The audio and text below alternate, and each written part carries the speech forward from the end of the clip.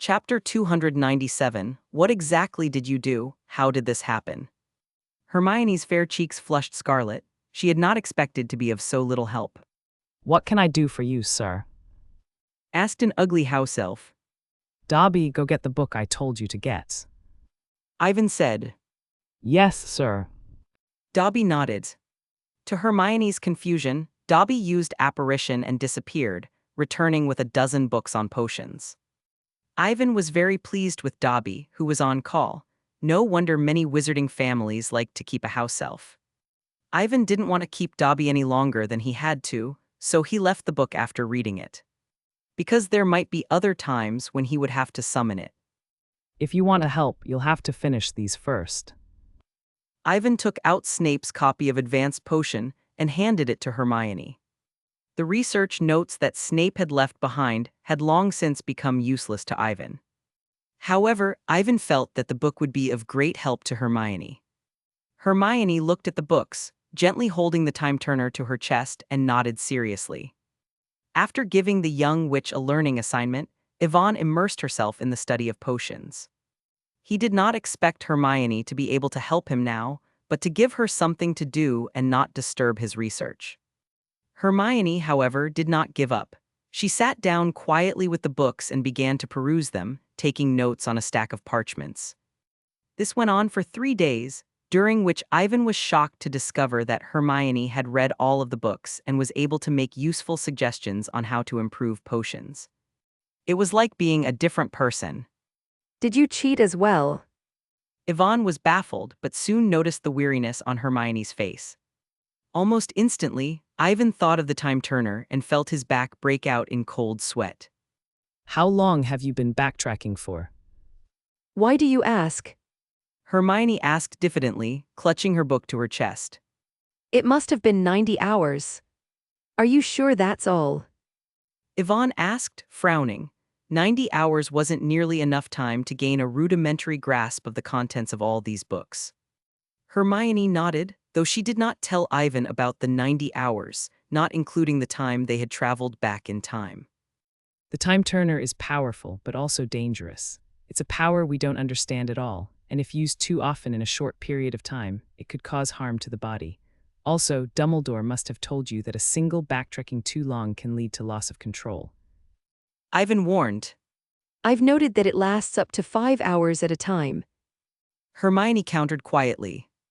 Ivan was still worried and dragged Hermione to the hospital wing, intending to show Madame Pomfrey if there were any complications.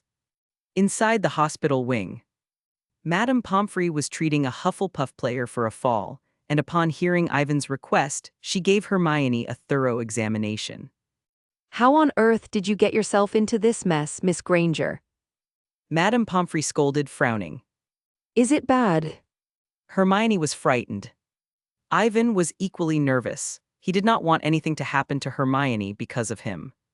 Not really. It's just that being in a state of stress for an extended period of time will wear you out, and you'll be fine after some rest. Madame Pomfrey explained, shaking her head. Before either of them could relax, Madame Pomfrey turned to Ivan. You too, Hals, you're worse than Miss Granger, and you'd better be honest with me. How long has it been since you slept properly? Madame Pomfrey could not understand how 2 13 or 14 children could be so exhausted as to be mentally drained. They should be at their most energetic at this age. I'm sorry, Madame Pomfrey. We've had too many homework assignments recently, so we haven't had much time to rest. Perhaps that's the reason. We'll take note of it in the future. Ivan said half-heartedly. This is the first time I've seen someone learn to behave like this. Chapter 298, Scabbers, You Are My Savior. When they returned to the empty classroom, the two of them stared at each other, and the atmosphere was awkward. Yvonne also gave up the idea of reprimanding Hermione, as Madame Pomfrey claimed that her condition was much worse than Hermione's. It looks like we're going to have to come up with a detailed schedule. Ivan said with a resigned sigh. Ivan then began to work on a new schedule, most crucially restricting the use of the time turner.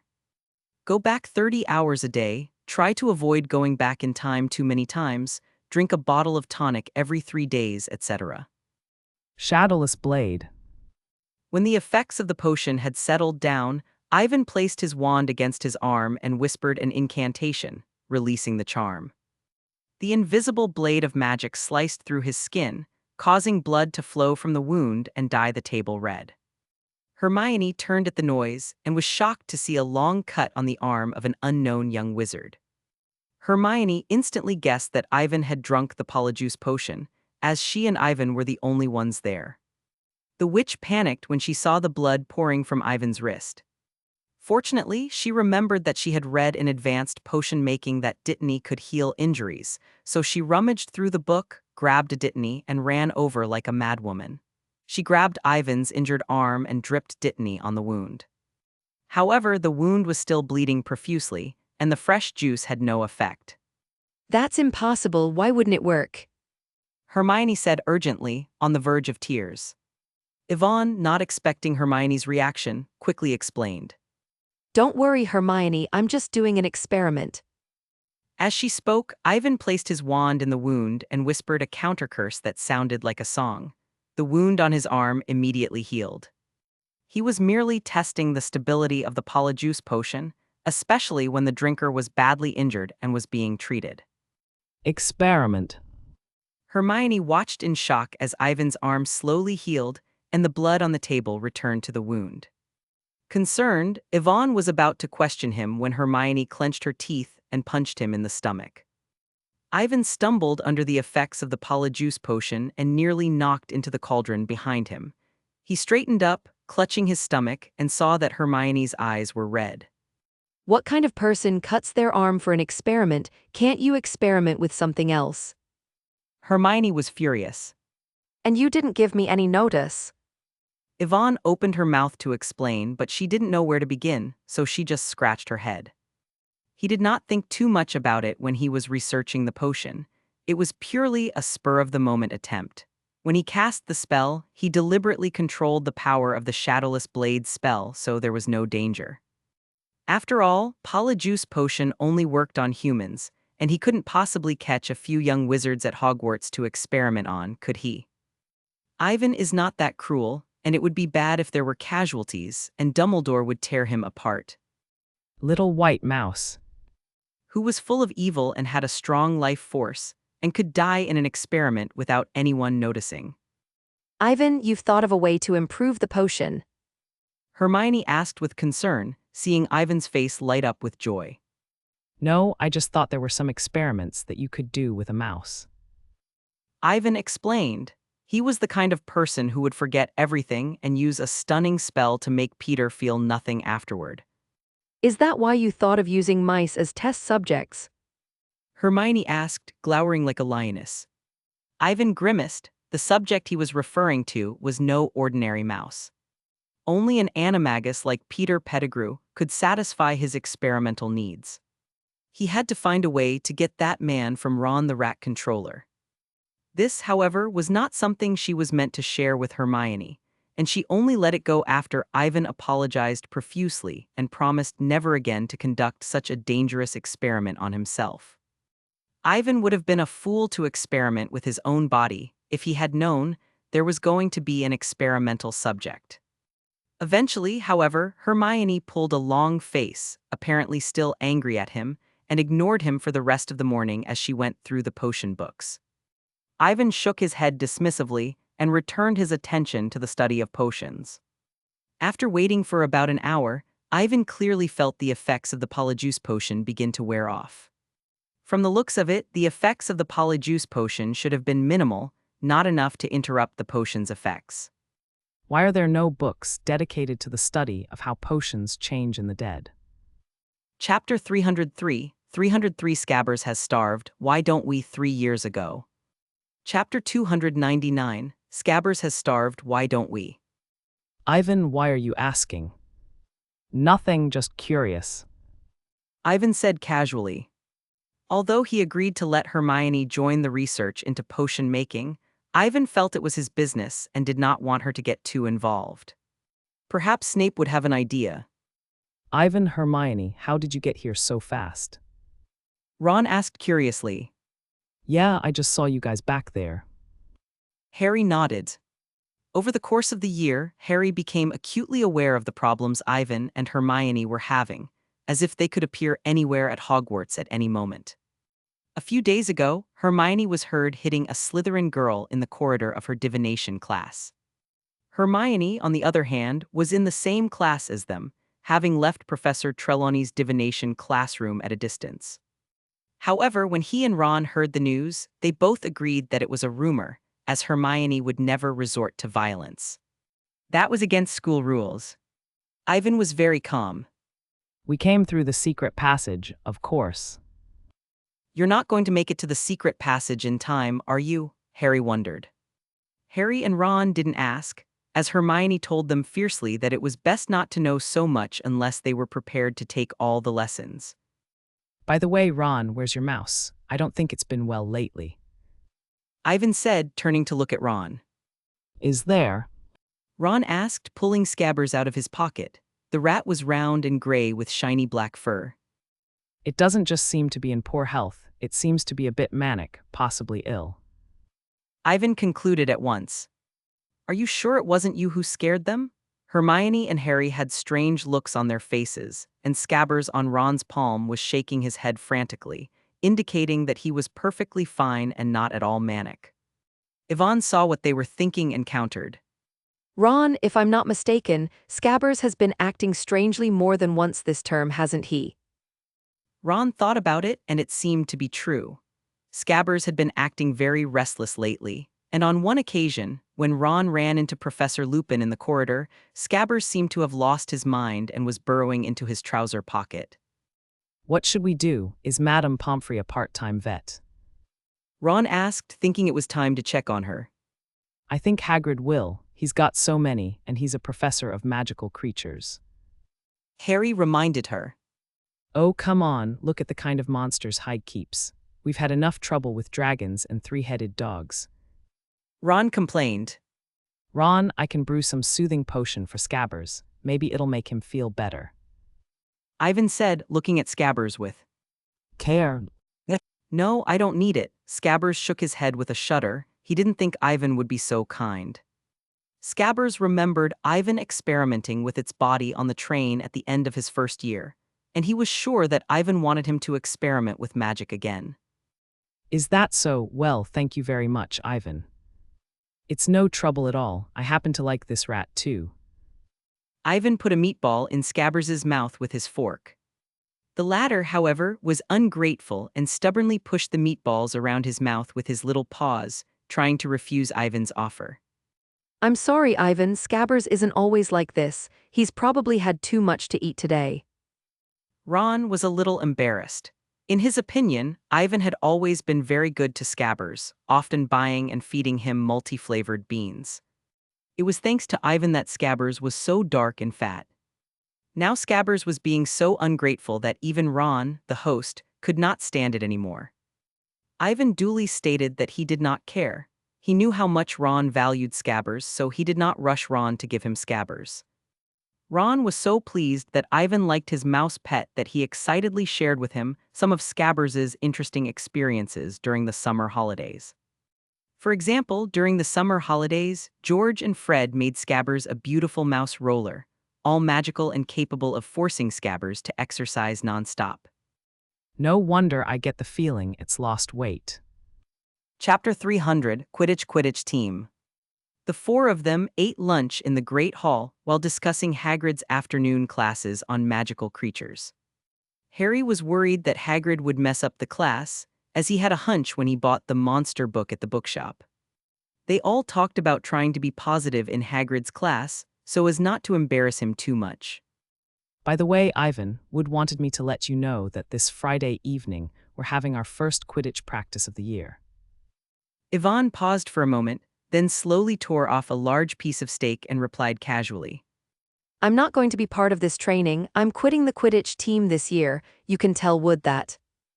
What, Ivan, you're quitting the Quidditch team? Harry exclaimed, unable to believe his ears. Harry's voice attracted the attention of the young wizards at the Gryffindor table, and George, who was nibbling on a chicken leg nearby, couldn't help but come closer.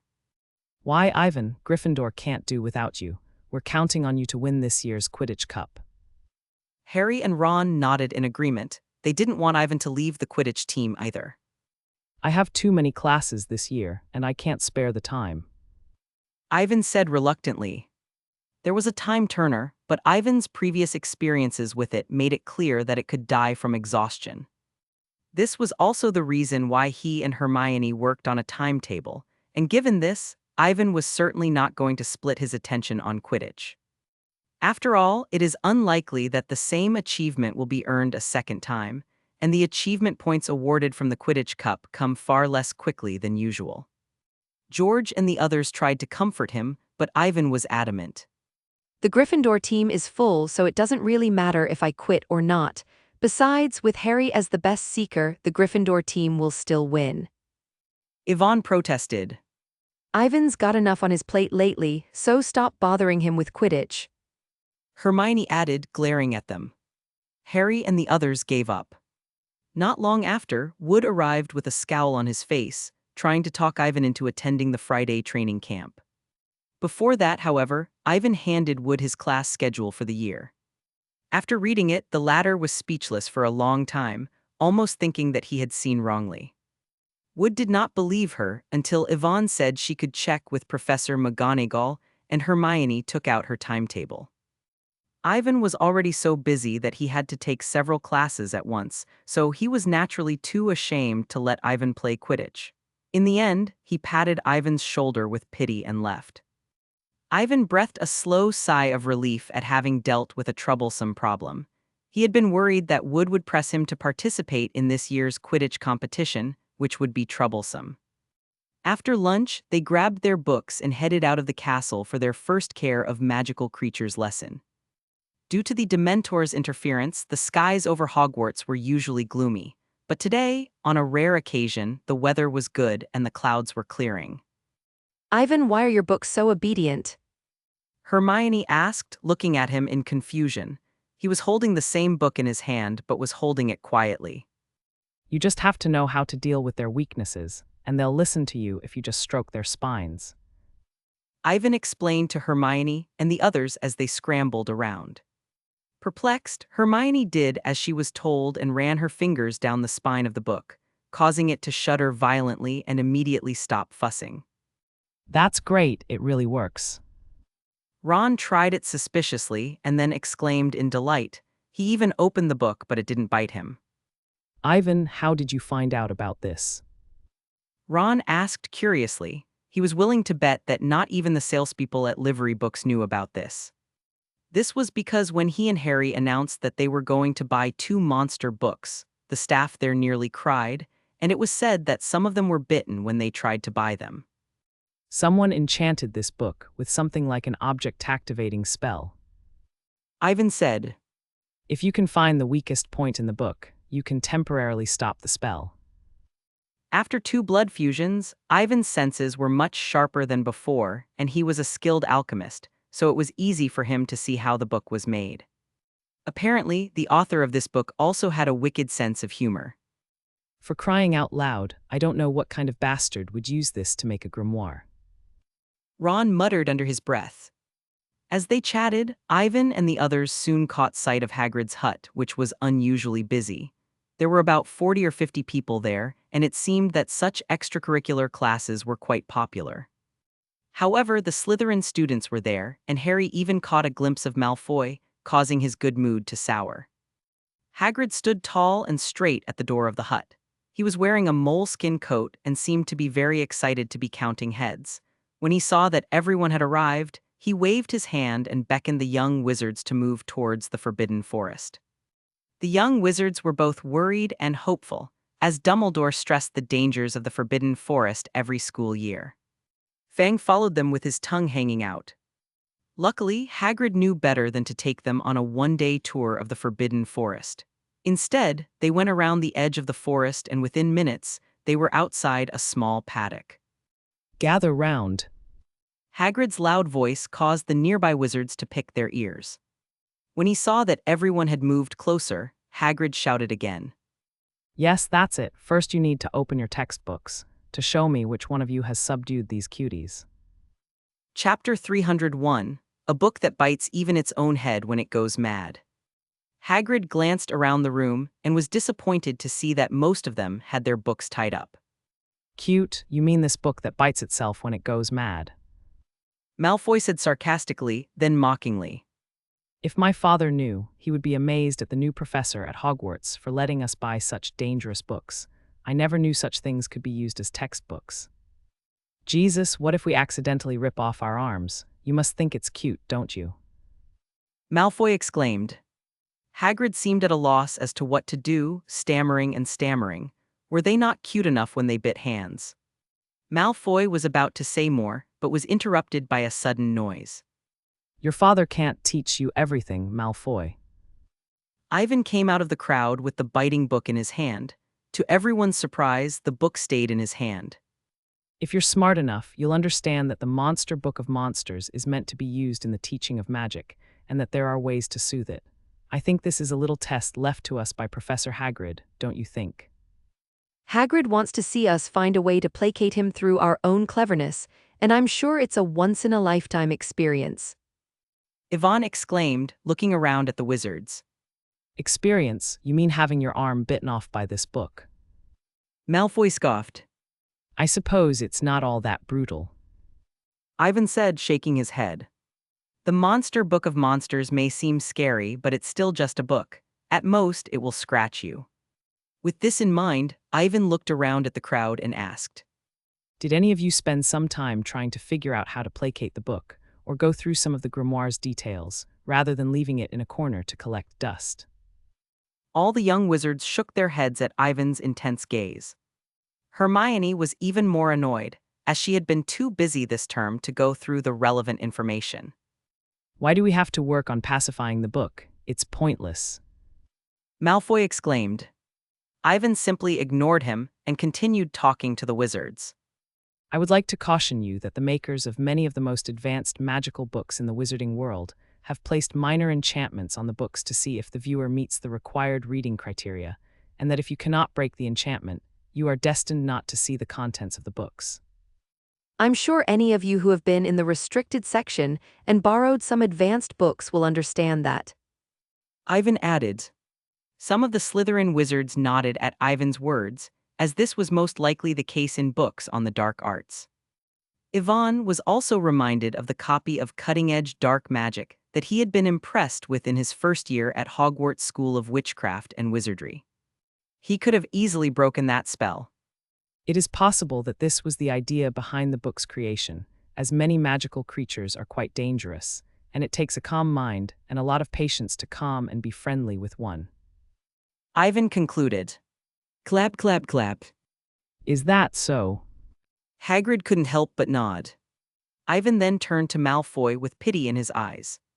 You can't expect your father to do these things for you every time. I thought you were grown up, Malfoy.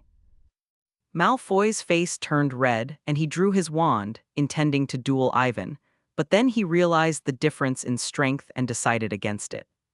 Ivan ignored him and turned to Hagrid, saying, Professor Hagrid, I should have made your point clear, shouldn't I? Oh yes, that's right, that's what I thought. Hagrid exclaimed, recovering quickly from his shock and clapping his calloused hands together with a noise like muffled thunder. I'll give you 50 points for a brilliant speech. Hagrid then turned to look at Harry and the others. And of course, Harry, Ron, and Hermione, you have mastered the art of soothing the book before class, and each of you will receive 10 points. Harry and Ron were so happy to have a professor, they were so close to that they thought they could finally balance out Snape's point-picking. Hermione was not particularly pleased, as Ivan was the one who had taught them how to pacify the Book of Spirits, and she thought it would be unfair to the other houses. Ivan, having helped Hagrid out of his predicament, did not remain standing and returned to his original position. Hagrid showed the other wizards how to calm the monster book. After Ivan's lecture, most of the students listened with rapt attention, giving Hagrid a taste of what it was like to be a professor. Ivan, we almost thought you were the professor. Harry teased when he saw Ivan approaching. Yes, that's wonderful. Hermione was equally amazed. I had no idea the spell attached to a spellbook could do that. Chapter 302, Hippogriff. While Ivan and the others whispered to each other, Hagrid excitedly taught the young wizards how to open the monster book. Even Malfoy, who had a disgusted look on his face, flipped the pages of the successful book open, as Hagrid had explained everything in such detail that anyone who did not follow his instructions would think he was stupid. Hagrid nodded his head in satisfaction, and his high-pitched voice echoed around the room. All right, now let's get back to class. You guys stay put and I'll go get the creatures. I'm sure you'll like them. With that, Hagrid strode into the Forbidden Forest, leaving Fang to watch over them. I don't know what that oaf is bringing with him. Malfoy pursed his lips unhappily, then turned back to Harry. I bet Potter is hoping it's not a Dementor. Furious, Harry tried to argue with Malfoy, but Hermione and Ron stopped him. This was Hagrid's first lesson, and it would be best if they avoided a violent confrontation with Malfoy. Soon, Hagrid was leading a dozen animals towards them. These creatures were tall and strong but strangely shaped, with the head and wings of an eagle and the body of a horse as if they were two creatures combined. The hippogriffs, however, appeared particularly helpless in the presence of Hagrid, who was taller and more powerful than them. Come on, come on. Hagrid yelled, gripping the end of the chain with his massive hands and swinging it, urging the beasts toward the barrier. The group of young wizards took a few steps back and stared in horror at the hippogriffs. Yvonne was also impressed by Hagrid's nerve to bring such a dangerous creature to their first lesson as a third-year student. Most importantly, these hippogriffs did not seem to have been specially domesticated. From their unruly orange eyes, it could be seen that they were all wild. Yvonne thought about Hagrid's pets and shook her head. Perhaps hippogriffs were considered safe babies to Hagrid. At least Hagrid didn't bring a three-headed dog along for their first lesson. Look, they're beautiful, aren't they? Said Hagrid, attaching a dozen hippogriffs to the fence and turning to look at the group. I bet you've never seen one before. They're hippogriffs. If you want to see better, you can come closer. Hagrid said happily. He looked at the fearful crowd and patted his chest. Don't worry, hippogriffs generally don't hurt people. I mean, not without losing their temper. Hearing Hagrid's words, the students became even more reluctant to approach the hippogriffs. They thought that the hippogriffs were just scary to look at, but it turned out that they could actually hurt people. Well, who wants to go first? Hagrid said enthusiastically as he pulled over a hippogriff named Buckbeak. However, no one was willing to move, and when there was an awkward silence, Harry summoned up the courage to step forward and help Hagrid.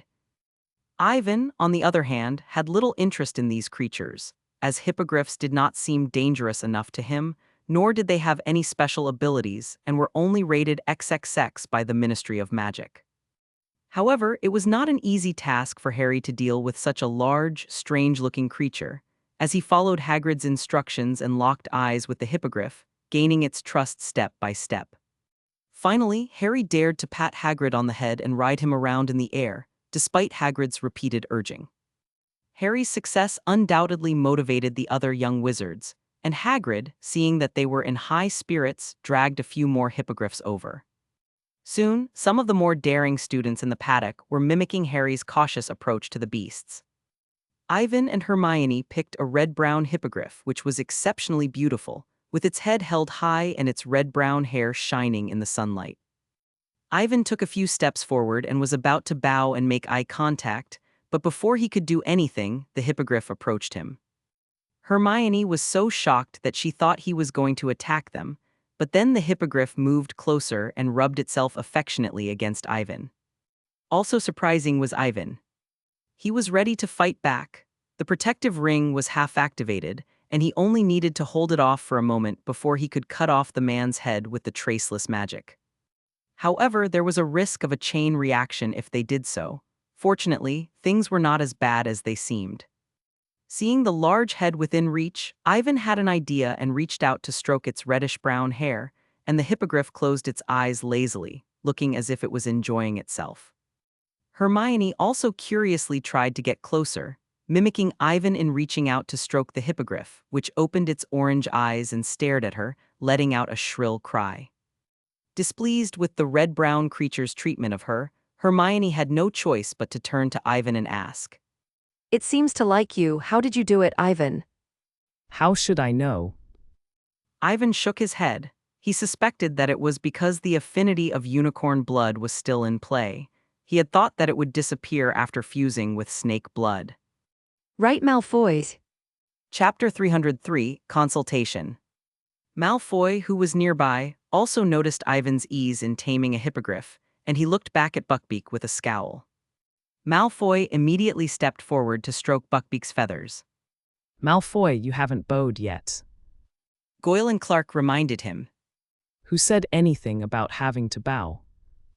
Malfoy scoffed. He had seen that Ivan did not bow at all and had been approved by the hippogriff. He thought he could not be worse than Ivan. Buckbeak pawed uneasily, but Malfoy did not notice. Despite his fear, Malfoy forced himself to move slowly towards Buckbeak, keeping his eyes fixed on the man's movements and ready to retreat. Buckbeak, who had been appeased by Harry for a while, was unhappy with Malfoy's forceful stroking, but did not react immediately. That doesn't seem too difficult. Malfoy said, looking relieved that Buckbeak had not done anything too drastic, though he managed to keep his composure. See, it's easy to make it give in, right? I'm not going to bow to an ugly beast like Potter. Goyle and Clark did not reply. They looked frightened and took a few steps back, trembling. Malfoy then realized something was wrong and turned to see Buckbeak glaring at him with his orange, angry eyes, his forelimbs raised high and his sharp claws flashing in midair as he swung them down at Malfoy. Below, Malfoy felt a chill run through him, and a piercing scream escaped his lips. Behave yourself, Buckbeak. Hagrid was now restraining Buckbeak with his brute strength, forcibly restraining the enraged hippogriff and tying it to the fence. Hagrid then went to check on Malfoy, and was relieved to see that Malfoy was unharmed. It almost killed me, that damned beast, it tried to kill me. Malfoy cursed angrily as he got to his feet, still shaken. Hagrid seemed at a loss. He had not expected his first lesson to go so badly.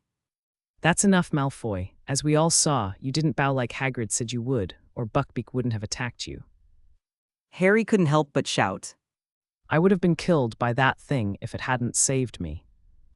Malfoy yelled, looking back at Goyle and Clark. You did a good job, who saved me. In Malfoy's opinion, they were the only ones who would save him, and it seemed that although his two henchmen were stupid, they could be useful in a pinch. However, Goyle and Clark quickly shook their heads, indicating that they had done nothing. Malfoy was confused. Who else could it be? It was Ivan Malfoy who saved you. Ron scoffed. That's impossible. Malfoy shouted, his face turning green and red. He looked at the others, and many of the young wizards nodded. They had seen Ivan draw his wand and cast a spell.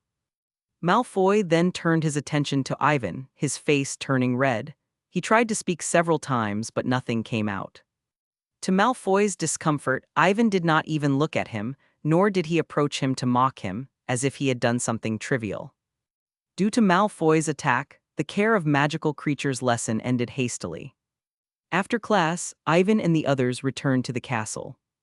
You shouldn't have saved Malfoy. He didn't even say thank you. Ron grumbled, feeling sorry for Ivan. Harry nodded in agreement with Ron's assessment. Or Ivan will see Malfoy eaten by Buckbeak, then Hagrid will probably end up in Azkaban. Hermione retorted. That's right. Miss Granger, for the last time, Longbottom must complete the shrinking potion on his own, because 5 points will be deducted from Gryffindor for your actions. Potter, you must find Mr. Longbottom's antics amusing, don't you? 5 points off Gryffindor. And Mr. Longbottom, if you can't complete the shrinking potion on your own by the end of the lesson, I'll deduct 10 points from Gryffindor. During the entire potions lesson, Snape was constantly hovering over them, and he was able to take back most of the points Hagrid had given him yesterday. Harry and Ron were so angry, they thought Snape must have done it on purpose. Professor Snape, I have some potions questions for you. I thought I was clear enough in class. Snape paused, looking annoyed. Undeterred by Snape's attitude, Yvonne asked. That's not in the book, Professor. I want to know what happens if you take an ongoing potion and the drinker dies suddenly while the potion is still active. Chapter 304. It is the responsibility of the professor to answer the students' questions. Why do you ask? Snape's eyes narrowed. I was researching how to improve a potion, and it occurred to me, so I was curious. Ivan said after a moment's hesitation. It would seem that our illustrious Mr. Harles believes himself to be at a level beyond that of any potion master. Snape said with a sardonic expression. Yvonne's brow furrowed, but she didn't seem offended. I've always felt that many of these recipes were made in the last century or more, and there's still room for improvement. And how do you know it won't work if you don't try? I think potion masters might have the same idea when they were my age. Ivan looked at him seriously. Snape was visibly moved. He looked at Ivan for a moment, then said stiffly. No one would think of such a stupid question. Potions are not for the dead. Yvonne did not give up. And if I wanted to improve the stability of a potion, what should I do? I think adding blackstone powder might do the trick. How about potions like polyjuice potion? Yvonne tried out several modified versions of the potion. If you're planning on developing a poison, blackstone powder would be a good choice. Snape said coldly and walked past Ivan towards his office. Ivan rubbed his chin, muttering to himself. So adding the blackstone powder turns it into poison, but the valerian might work. With this in mind, Ivan caught up with Snape again. Professor, are there any ingredients in the polyjuice potion that conflict with thistles? What are the ingredients that have to do with potion stability? It is the duty of a professor to answer the students' questions. If I remember correctly, that was a question in a textbook. After a series of harassing questions, Ivan finally figured out most of the problems that could not be solved by looking up information. He had a general idea of the final modification of the polyjuice potion. All that was left was to brew it and test it on a white mouse.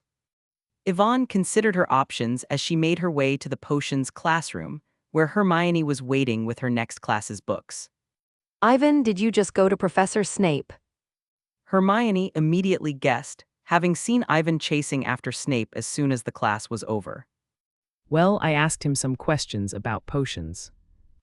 Ivan nodded, impressed that Snape was so much better at potions than he was. From the looks of it, Snape's potions level, when converted to level, was not the level he had expected, but level 7.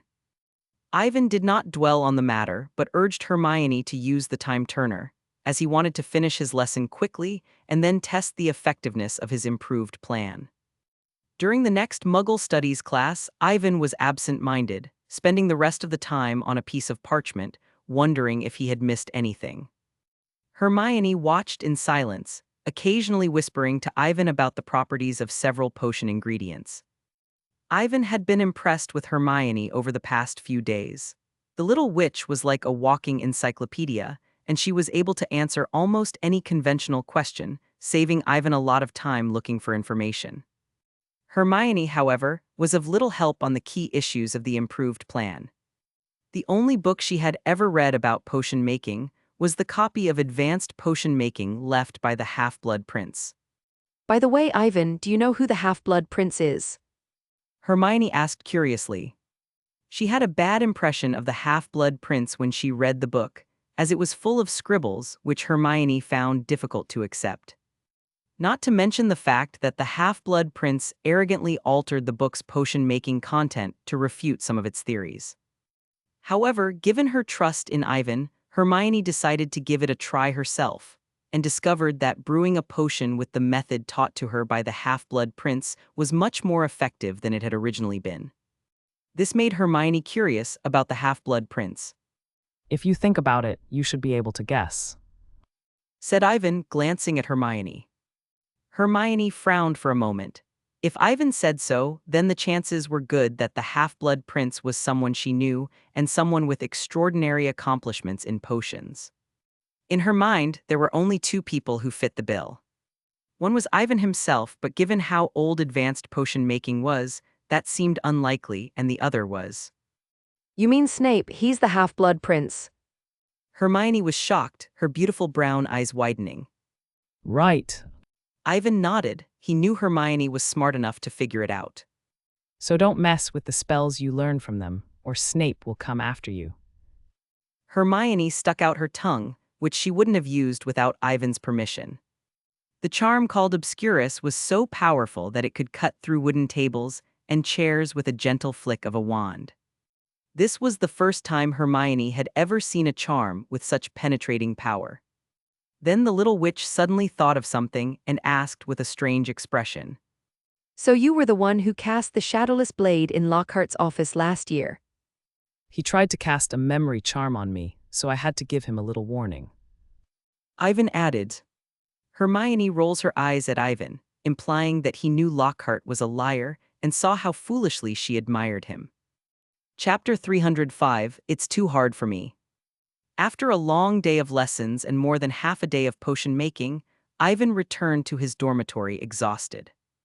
Harry and Ron were leisurely flying the wizarding flag in their room, which was how carefree life was for 13 or 14 years old. Ivan looked at them with envy, then looked away at Scabbers, who was eating a flavored bean. Scabbers shuddered under Ivan's evil gaze. He had not forgotten Ivan's words about experimenting with his potions. No, I can't stay here any longer. He was leaving tonight. At midnight, a gray rat in Gryffindor's dormitory suddenly opened its eyes. It glanced around cautiously and was relieved to see that everyone was asleep. Scabbers then slowly crawled off Ron's bed on his short legs, but he was so fat that he had a hard time getting off the bed and almost rolled all the way off. When they finally reached the dormitory door, Peter looked at the door handle and was in a difficult position. He wondered if he should change back to his original appearance. The young wizards in the dormitory should be sleeping soundly and not suddenly wake up. Where is he? A chill went down Peter's spine as a deep voice sounded behind him. Great, I was just trying to figure out how to get you out of Ron's bed. Peter's head snapped around, but all he saw was a blinding magical light, and then he realized that he had lost all strength, as if he had not eaten for days. Peter watched in horror as Ivan approached, then felt his tail being lifted, and he could only move his paws weakly. Crack. As expected, adding the Blackstone powder polyjuice potion turns it into a deadly poison. Ivan was not surprised when the cauldron suddenly exploded.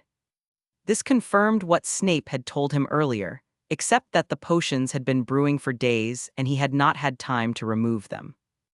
Ivan went to each cauldron to check on the brewing of the potion, then placed the finished potions in batches and turned to the gray rat in the corner.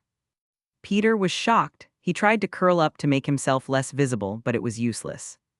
As Ivan drew closer, Peter had the sudden inspiration to let out a shrill scream, and his body suddenly began to convulse violently. Finally, his legs gave way, and he began foaming at the mouth as if he were seriously ill, his head lolling as he fell to the ground. So, Chapter 306, Scabbers and Misery. Ivan took a few steps back and saw the palm-sized gray-black rat transform into a squat, middle-aged man. Peter Pettigrew was a dirty, rotund creature with a shabby black coat and sparse, dark yellow hair that was missing a large chunk at the top. He just curled up on the ground and wailed in pain, and it was clear that being forcibly relieved of the animagus did not feel so good. Hales. Peter's voice was squeaky as he tried to whisper Ivan's name as he continued. You may not know this, but your father and I were good comrades, and we fought together. You must have met Sirius Black, didn't you? I don't know what he told you, but I can explain. Trembling and speaking rapidly, Peter recounted events from more than a decade ago. According to an allegory, Harry's parents, Lily and James, hid in a house that had been cursed with the Fidelius charm to escape the Dark Lord. The spell was so strange and powerful that it could hide a place from the world, and only a confidential person would know the exact location of the place. As long as he did not say anything, Lily and James would be perfectly safe. The secret keeper was Sirius Black. He betrayed Lily and James, told the Dark Lord where they were hiding, and tried to kill me. I barely escaped with my life and managed to fool him. Peter moved his body with tears in his eyes, looking at Ivan with pleading and anticipation, hoping that the young wizard in front of him would believe him. Oh. Ivan's face was calm, and he nodded to show that he knew. Peter Pettigrew was taken aback, having anticipated Ivan's reaction. Shock, confusion, anger, distrust. Oh. Mean. Believe it or not. I didn't call you here today to listen to a story. Don't be nervous. I just want you to help me test a newly improved potion. Ivan swirled the dark green potion in his test tube, looked at Peter eagerly, and spoke again. Come, open your mouth, it's time to drink. Peter was completely stunned. This young wizard in front of him had captured him and cracked his animagus so that he could test his new potion. This person was probably crazy. Taking advantage of Peter's momentary distraction, Ivan grabbed his chin and forced Peter's mouth open, then forced the improved polyjuice potion down his throat. Gulp! No. Peter screamed and covered his throat. He fell to the ground and retched, trying to throw up the potion he had drunk. However, this was apparently in vain, and it wasn't long before Peter felt his body change shape, becoming even shorter, his fat belly contracting, and his clothes loosening. If you cooperate, I can guarantee your safety. Ivan began. Peter Pettigrew nodded fearfully. He was too weak to resist Ivan, who was mysterious and powerful. Are you ready, then? Chapter 307, Ivan, I'm Not a Devil. Peter became more and more convinced that the young wizard in front of him wanted to torture him. Otherwise, why would he injure him with a spell, treat him, and then repeat the process? Okay, that's it for today. Peter's tears threatened to fall when he heard this. It's finally over. So there may be tomorrow and the day after. Peter felt his skin crawl at the thought, and a chill ran down his spine. Before he could think any further, a white light flashed and Peter was knocked out cold. I forgot everything. Ivan looked at the unconscious Peter and slowly put his wand away. He had learned the memory charm from Lockhart and was getting better at it. To prevent Peter from realizing that there was something wrong with his memory, Ivan merely deleted the details of the experiment that night, so that Peter would only think that he had fallen asleep. After dealing with the rat, Ivan returned his attention to his research notes and nodded in satisfaction. The polyjuice potion's duration was nearly doubled with the addition of valerian and several neutral ingredients. It was also much more stable than before, and no amount of spell casting could harm Peter or affect the potion. This meant that the research and development of the potion was almost complete. With Peter Pettigrew's help, Ivan estimated that he would be able to find the best potion formula in 2 or 3 days at most and complete the improvement of the polyjuice potion. At the same time, Ivan felt he needed to find an opportunity to confirm what the time turner had said about increasing risk with every turn. Scabbers. Ron was so shocked that he reached out to grab the mouse, but it just bared its teeth at him as if it were frightened. Did Sirius sneak in last night? But why didn't he remember anything? As far as Peter could remember, everything had been fine the previous night. He had simply slept through it all. Or was he really ill? Peter seemed a little paranoid. Ron, how's Scabbers? This is terrible. Ron exclaimed, looking worried as he pulled Scabbers out of his pocket. The grayish-black rat had lost its usual vibrancy and was lying limp and unmoving on Ron's hand. It looks like it's really sick, like it went crazy this morning, and it's not feeling so good. Ron said, looking upset. I have a bottle of energy tonic here. You can give it to him to try. Ivan said after a moment of thought. Good, thank you so much, Ivan. Chapter 308, Why does this word sound so familiar? Although the effects of the potion were strong, it did not affect one's mind, so the thought only lasted for a moment before Peter rejected it. He had not forgotten that Ivan had used him as an experimental charm during the first 2 school years. Have I told you that already? Peter was lost in thought again. Ron was relieved to see Scabbers again and thanked Ivan profusely. Ivan waved his hand, indicating that this was all part of his job. After all, he was not a devil. Ivan would, of course, have wanted his test subjects to be lively and happy and active in the face of life's difficulties. Ivan, have you come up with a plan for the final version of the polyjuice potion? Hermione remembered Ivan thinking about the ratios of several potions yesterday. Well, yes, Professor Snape has given me a lot of advice, and I'm sure it will bear fruit in the next few days. Ivan nodded, omitting Peter the dwarf's contribution last night. Ivan then went on to give Hermione detailed instructions on how to improve the potion, as well as on the conflicts between ingredients. The young witch listened with great attention, and over the course of the past few days, she and Ivan had been teaching her about potions, and within a few days it was clear that she had improved considerably. This also frustrated Hermione, who had expected to be able to help Ivan, but was unable to. It occurred to Hermione that Ivan had been trying to find out who was taking the potion and what would happen if they died suddenly while the potion was still active, so she asked. By the way, Ivan, have you figured out the problem from last time? Not yet. Ivan said, shaking his head. Snape doesn't seem to know much about it, but I'm sure it can be fixed by increasing the potion's stability and duration. Confirming this would be difficult. He couldn't just kill people to experiment, could he? As such, Ivan was only able to improve the potion's effects to the best of his ability to ensure that nothing went wrong. Is that so? Well, I'm sure I'll get to the bottom of it. Hermione exclaimed confidently as she sat down on a nearby chair and began searching through a few books on potions that she had not yet read. Ivan smiled but did not hold out much hope, as he had already turned the pages of the books, and they did not contain any information. However, he did not tell Hermione this, as it was always good to read more. Ivan turned and began brewing a potion. Neither of them spoke again.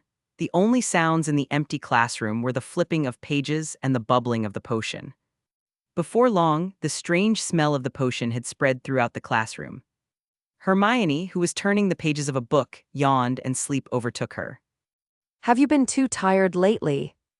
Hermione rubbed her eyes and thought to herself, "No, this is not the time to sleep." Hermione forced herself to perk up and dive back into her book, but felt her body grow heavier and heavier, and she fell asleep with her head on the table.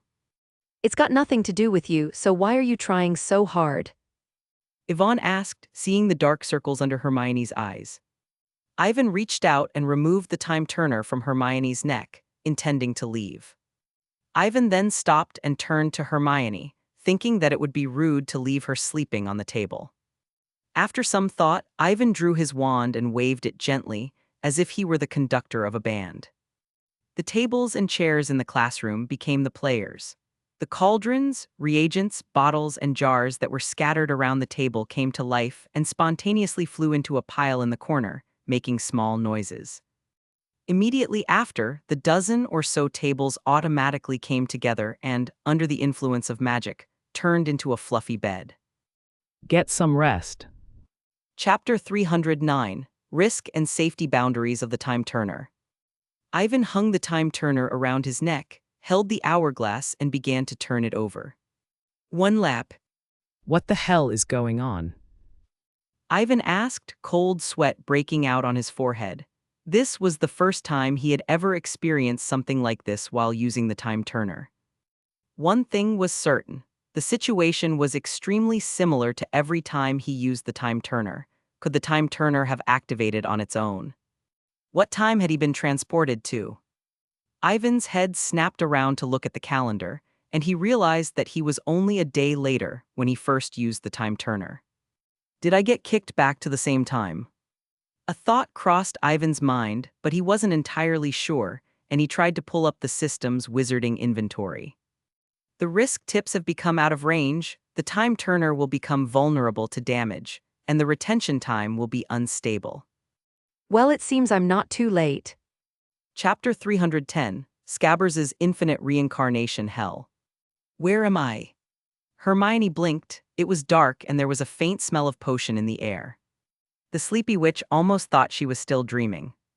Then, the memory gradually came back, and an ear-splitting scream echoed in the empty classroom. The next moment, a blinding light illuminated the dim classroom, and Hermione instinctively closed her eyes, pulling the blanket around her and curling up in a corner of the bed. Hermione, did you sleep well? When Hermione opened her eyes again, she found Ivan sitting in the corner of the room brewing a potion. Ivan, why am I here? I mean, how did I end up in the same bed? Hermione stammered, her face red and her body curled up. The little witch vaguely remembered that she was supposed to be reading in the classroom. Don't you remember? You fell asleep at your desk while reading, and I thought you were too tired to wake up. What? Hermione asked, remembering that they were in a classroom. I used a transfiguration charm, of course, so you could sleep better. Ivan said with a smile. You should have woken me up. Hermione said sheepishly as she wrapped her arms around the blanket. Even though she was fully clothed, she felt strange being stared at by Ivan in bed. Ivan shook his head but did not reply, turning back to continue brewing. Hermione quickly got out of bed as well, but when she pulled up the blanket, she realized that she was holding something in her right hand. She held it up to her face and saw that it was a note. The young witch looked at Ivan in confusion. She and Ivan were the only ones in the classroom, so it could only have been Ivan. But is there anything you can't say to my face? Hermione opened the note in confusion and was stunned by its contents. Forbidden section. Hermione, aren't you coming down? I'm leaving. Hermione quickly crumpled the paper into a ball and stuffed it into the pocket of her wizard's robe, then lifted the blanket and stood up to put on her shoes. Ivan then waved his wand, and the soft bed twisted and dissolved into a dozen square tables, returning to their original positions. The chairs, cauldrons, and potion ingredients stacked in the corner also rose into the air and landed neatly on the table. The tinkling sound was like music. Ivan's fluid casting was an eye-opener for Hermione, who had never known that casting could be so easy and beautiful. All right, let's go. Ivan tidied up the classroom, then left, returning to the Gryffindor common room with Hermione before heading off to their respective dormitories. When she opened the door, she found Harry and Ron in their room, chatting about their recent Quidditch training. They both turned at the noise, and Ron said, As it happens, we were talking about you, Ivan. About me what? Yvonne sounded doubtful. I saw Hufflepuff Captain Diggory at the training ground today, and he was very pleased when he heard you were leaving Gryffindor this year. Harry said, They wouldn't have stood a chance without me. You're the best seeker at Hogwarts. Said Ivan, patting Harry on the shoulder. He didn't want Wood to get the idea to put him on the spot again. I hope so. Harry shook his head. He didn't have much confidence, and he had a bad feeling about Hufflepuff's seeker. Ivan vaguely recalled that the match would be disturbed by Dementors, but since it was still 2 weeks away, he skipped the subject and asked about it. Right, Harry, can I borrow your invisibility cloak for a few days? What are you going to do with that? Harry asked curiously. I'm going to Hogsmeade to get some potions or something. Ivan said, making up a random excuse. Without further ado, Harry dug out the strange, flowing, silvery gray fabric from his suitcase. Take it. Harry warned Ivan as he handed him the invisibility cloak. But you'd better be careful when you go out there. Professor Dumbledore said you couldn't hide it from a Dementor. Come on, you might as well be worried about those Dementors. Ron complained. Harry scratched his head, remembering how Ivan had managed to get rid of dozens of Dementors on the train. I'll be careful. Ivan said, putting the cloak away. Around midnight, when everyone was sound asleep in the Gryffindor dormitory, a gray rat opened its eyes and scrambled out of bed. However, when he reached the dormitory door, Peter had a vague feeling that everything was familiar. Very good, you're quite fast today. Peter felt a chill go through him, and before he knew it, he was struck by a spell and went limp. Ivan deftly grabbed Peter by the tail and led him out of the room. When Peter found out that he had been caught again, he struggled in terror, and a question popped into his head. Why did I say again? A few minutes later, Peter was curled up in the corner of the potions room in the room of requirement. Hales, you may not know this, but your father and I were very good comrades. We fought together. Ivan interrupted Peter, shaking the potion as he spoke again. Come, it's time for your medicine. Are you going to drink it yourself this time, or shall I do it for you? Chapter 311, I'm sorry. If you've figured it out, drink the potion. I don't want to hear any more of your nonsense. Ivan said, handing over the improved polyjuice potion. Peter took it with a slight tremble, not daring to disobey. In his mind, Ivan was worse than the Dark Lord. When he thought about how familiar the layout was when he came in, Peter almost cried. Master your herbs. While Ivan was brewing the potion, Peter took the initiative to prepare the ingredients and handed them over. Ivan was surprised at how Peter addressed him and even more uncomfortable. He turned to Peter and said playfully, Isn't your master the Dark Lord? "He must be trying to test my loyalty." Peter immediately realized this and immediately burst into tears, berating the Dark Lord for his cruelty and evil, and stating that he had long since changed and cut ties with the Dark Lord. Peter then extolled Ivan's achievements over the course of several years. Don't worry, I'm done with my potion research, and this is the last day. Ivan said reassuringly. Thank you, Master, for your grace. Peter's tears of joy finally ended. Peter soon shrank to the size of a mouse, believing that Ivan must have seen through his efforts and was merciful enough to spare him. Perhaps he would soon gain Ivan's trust and follow the rising star of the wizarding world instead of hiding here as a pet. Peter was lost in his fantasy when a voice called out. I forgot everything. Peter's horrified expression appeared on his face, and he lost consciousness. Ivan put down his wand, picked up the mouse, and left the room of requirement. Ivan, who knew Peter very well, was certainly not going to take in this new servant. No amount of solicitude could wash away the fact that Peter had betrayed his best friend. Ivan could not believe it. Not to mention that Peter was so ugly. So sorry. Black magic decryption, since when are you interested in such books? Ivan asked curiously, remembering that Hermione never read them. Hermione, who was reading the book seriously, was shocked. The little witch covered the book with a bang and said. Ivan shook his head, ignoring Hermione's attempt to sneak a peek at the dark arts book. It was normal for her to be curious about forbidden things at her age, and it would be easier to deal with her later.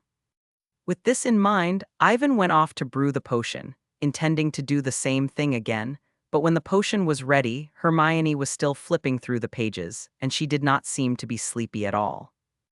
Ivan patted her head, suddenly remembering that Hermione had been resting quite well lately, and that the smell of brewing medicine was not enough to knock out the little witch. Should he slip a little bit of the elixir of life and death into her mouth? Ivan ran through all the bad ideas in his head, but none of them seemed safe enough to be seen through. Hermione suddenly stopped what she was doing and came over with the book. She was about to say something when she saw the potion brewing in the cauldron. Ivan, are you brewing the elixir of life and death? Hermione asked, giving Ivan a suspicious look. She remembered smelling the potion before she fell asleep. Hermione, I need the time turner for something. Can you lend it to me for a while? Hermione was immediately more convinced that Ivan was behind the last time she fell asleep, and she rolled her eyes at him, but took the time turner off her neck and held it in her hand. However, Hermione did not give it to Ivan immediately. Instead, she looked at him seriously and said, But you said that when you use the time turner, you will take me with you wherever you go. Not this time.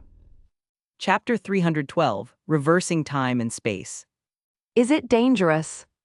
Hermione pursed her lips. Right, Said Ivan, nodding. All the more reason why you shouldn't take the risk alone. I'll be of at least a little help and… Hermione began, but Ivan didn't give her a chance to speak. There was a flash of white light and the witch fell back into her chair, the book falling from her hand. Ivan tapped the chair and turned it into a large sofa so Hermione could lie comfortably on it. Sorry, go back to sleep. Ivan removed the time turner from Hermione's hand, found an empty spot, and prepared to begin his plan.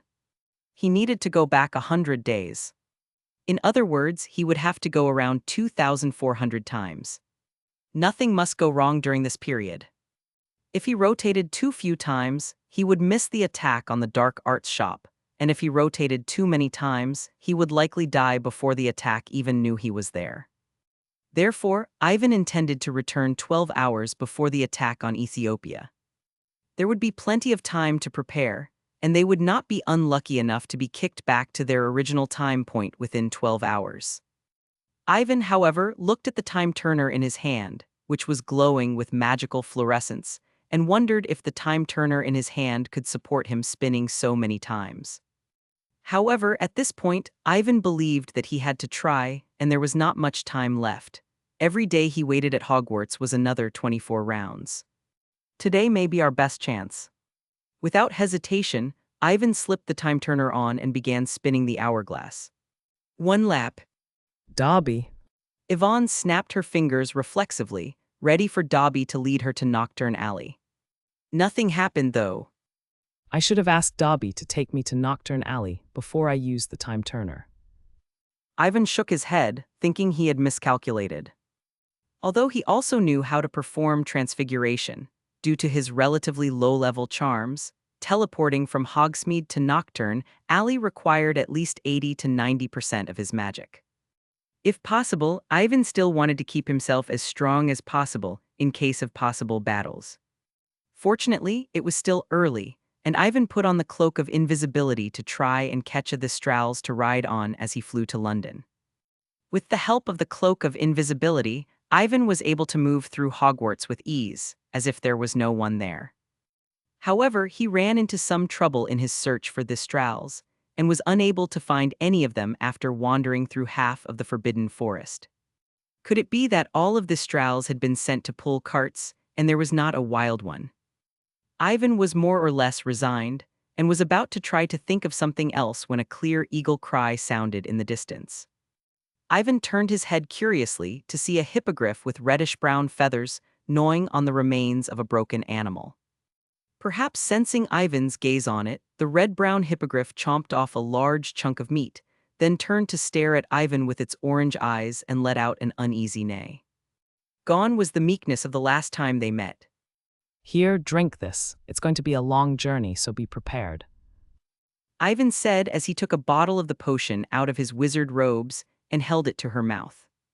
The hippogriff's trust in Ivan was limited, but it still took a small sip, and then its orange eyes lit up, and it let out a clear cry of joy and drank all the potions.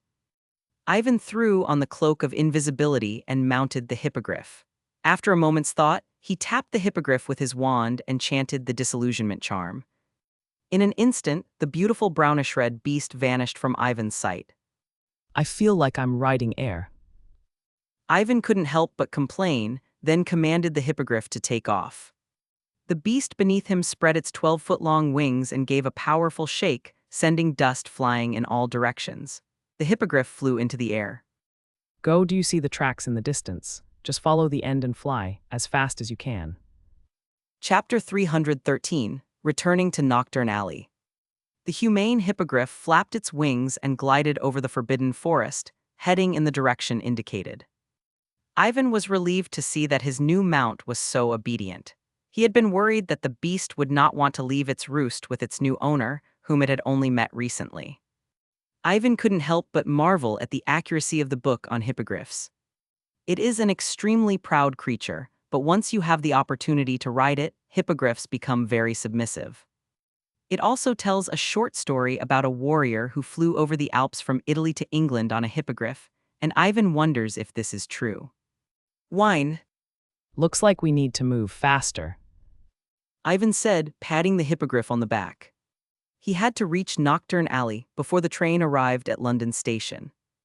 The brownish-red beast sensed Ivan's intention and increased its speed once more, flying in a straight line, leaving the steam locomotive far behind. After flying for an unknown period of time, the cold wind buffeted Ivan, and he found himself in the middle of nowhere except for a vast expanse of lush forest. Ivan tightened his cloak of invisibility to keep it out of the storm. However, the worst part was that the sky was already covered in dark clouds, and then the rain began to fall, hitting the cloak of invisibility with a cold, hard rain that then flowed down. Thank you, big fellow, for seeing me off. He said, if he stayed long enough, he might be able to ride the beast back. The hippogriff stuck out its tongue and licked Ivan's palm. It seemed to understand Ivan's meaning as it walked off into the forest. Ivan wasn't worried about the hippogriff causing panic. This was still wizarding territory, not the Muggle world, so it wouldn't hurt to be seen. Looking at the wizarding station in the distance, Ivan did not choose to enter London through the 9 3/4 station and then head to Knockturn Alley via the Leaky Cauldron. Instead, he intended to use apparition directly. Disillusionment. Chapter 314, Tell Me, Where Did You Hide My Guide? Unbeknownst to the two chatting wizards, a hand holding a wand seemed to reach out from behind them. Godspeed, Shadowless. Ivan was about to chant. Suddenly, Ivan felt as if he had been hit by something and was thrown to the ground, the spell broken. Ivan was about to activate the aura of magic when he heard a familiar voice. SHHH. Hermione Yvonne recognized the owner of the voice, but there was nothing in front of him except the feeling that something was pressing down on him. Was it the invisibility effect of the disillusionment charm? Numerous questions clouded Ivan's mind.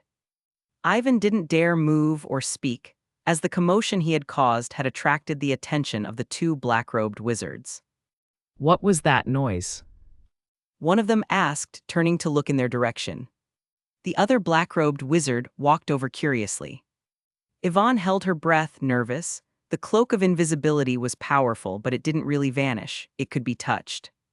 These two wizards were no threat to him, but since Hermione had chosen this moment to stop him, she must have had a good reason for doing so. Ivan also felt the witch on top of him tremble slightly as the black-robed wizard approached, and it was clear that Hermione was nervous. The black-robed wizard moved closer, scanning the deserted alley like a hawk, but there was nothing there. He frowned. He had clearly heard something. However, the black-robed wizard knew very well that not being able to see did not mean that there was nothing. It was also possible that someone had cast a disillusionment charm and was following them. Thinking of this, the black-robed wizard suddenly drew his wand and began to read. A Perseum apparition. Magic pulsed from the tip of the wand in all directions, sweeping over Ivan. Ivan's expression was neutral. He was wearing the Deathly Hallows invisibility cloak, so he was not worried about being seen through, but he soon thought of Hermione, who was lying on top of him. The black-robed wizard retracted his wand in confusion, and the middle-aged wizard next to him spoke impatiently. Come on, don't look, they're waiting for us. If we're too late, the old man might start yapping again. Why are you so afraid of him? Does that old thing really think he's some big shot? The black-robed wizard pursed his lips disdainfully, but he still turned around and left with the middle-aged wizard. Ivan pretended to be dead and didn't move, but the witch lying on top of him sat up, her brown hair floating in the air. The little witch tried to say something, but Ivan grabbed her head with his right hand in a lightning-fast motion and slammed it against her chest. The little witch was shocked, but the next moment, she saw the black-robed wizard appear at the end of the alley and quickly covered her mouth. That's strange, there really doesn't seem to be anyone. The black-robed wizard looked at the empty alley and said gloomily. The middle-aged wizard spoke behind him. Even if someone was following you, they would have left long ago. That's true, let's go. The black-robed wizard shook his head and left. This time, the witch stayed on top of Ivan for several minutes, afraid that he would return. They're gone, come down. Phew.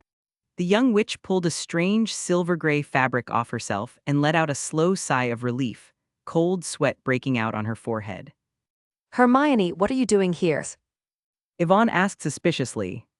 He had already guessed that Hermione was the one standing in his way, but he couldn't imagine how she got there. And if he had the cloak of invisibility, why did Hermione have another? To see you, of course. Hermione scowled at Ivan, annoyed that he had knocked her out, and handed him the book she was carrying. I have found the answer to that question on page 125 of this book. A problem? What problem? Yvonne looked strangely at the book Hermione had handed her. The cover read Secrets to Dark Magic. Ivan followed Hermione's instructions and flipped the book to page 125, where he found a few cruel experiments in the dark arts. One, however, caught Ivan's attention. The dark wizard who wrote this book, Writing Secrets of the Dark Arts, found dozens of people to experiment on the changes in the human body after death. If the subject drank a continuous potion prior to his or her death, the residual magic would destabilize the potion, causing even the slightest effect to interrupt its effects. Ivan frowned at this as he finally understood why the black-robed wizards he had treated with a healing charm in the makeshift stronghold at Knockoff Alley 3 months ago had returned to normal. When did you find out? Of course, I was going to tell you before you knocked me out. Hermione said, rolling her eyes at Ivan. Before he could say anything else, she rummaged in her bag and pulled out a potion reagent. Thank God it didn't break. Hermione said, handing it to Ivan. You gave it to me before we came, it should help. Ivan took the potion and lifted the lid. It smelled like polyjuice potion, but not the improved version he was familiar with. Ivan was looking at Hermione's chest, where another time-turner was hanging. He immediately understood everything. The only possibility was that his future self had placed these items in Hermione's hands and sent her to him. Ivan said excitedly, What about my guide? I mean, what else did I tell you before we came here? What should we do next?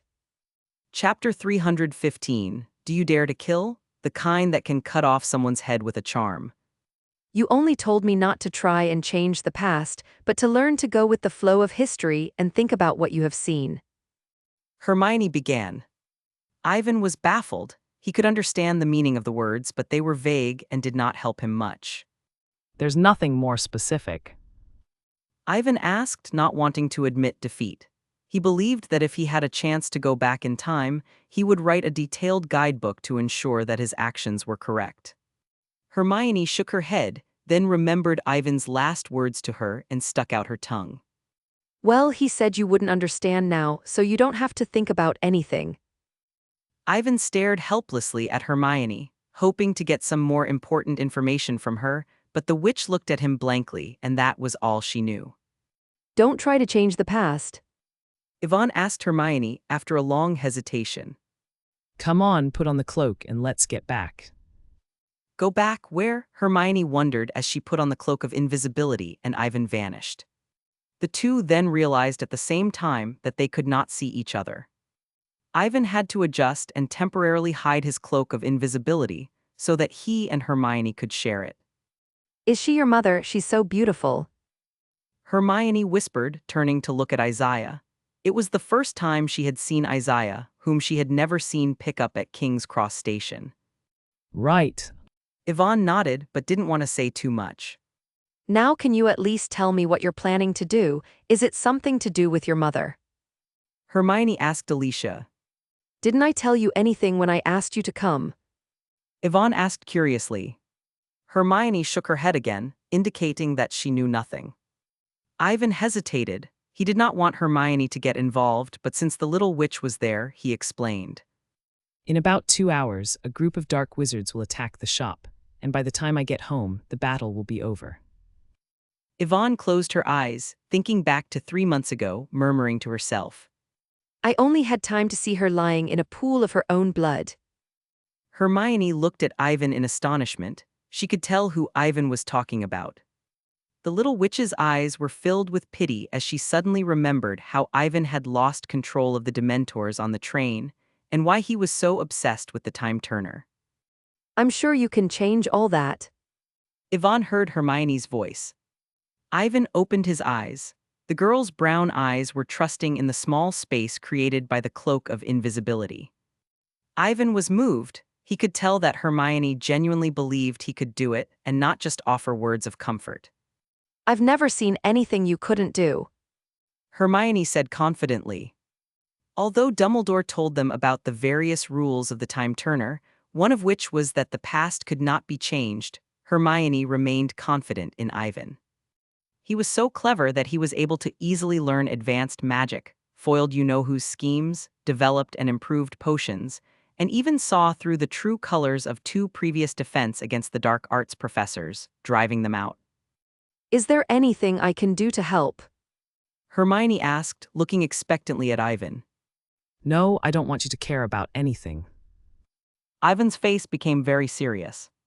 Hermione pursed her lips, and Ivan continued before she could speak. This time the enemy is a group of dark wizards, possibly more than 10 of them. They are extremely dangerous and skilled in all manner of deadly dark magic. Stay here and do nothing. I will deal with them. How can you do that? There are so many of them you can't fight them all alone. Hermione's face was full of worry, and her words came out in a rush. I know lots and lots of magic, and don't you remember, we had a dueling class last term and I even beat a lot of seniors on the dueling floor. I know how to fight. It's not enough, it's far from enough. Ivan interrupted, his eyes fixed on her, his voice sharp.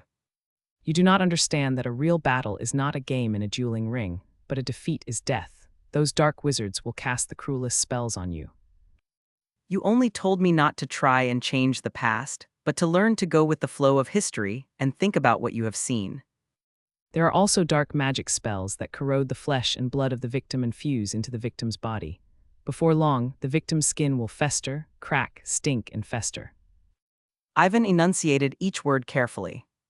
Frightened by Ivan's words and wild expression, Hermione trembled slightly and tried to say that she was not afraid of such things, but Ivan beat her to the punch. Dare you kill someone, I mean, cut their head off with a charm. Chapter 316, You're Scared, Aren't You? Ivan's words left Hermione completely stunned. At the age of 13, she had never been exposed to the term, Killing. and could never have imagined what it would be like to cut an enemy's head off. You're scared, aren't you? Ivan said, somewhat cruelly undermining Hermione's self-confidence. But those dark wizards are only worse than I let on. He knew that if he made it clear now, he would only be undermining Hermione's confidence, but if he allowed her to get involved in the fight, he would be pushing her over the edge.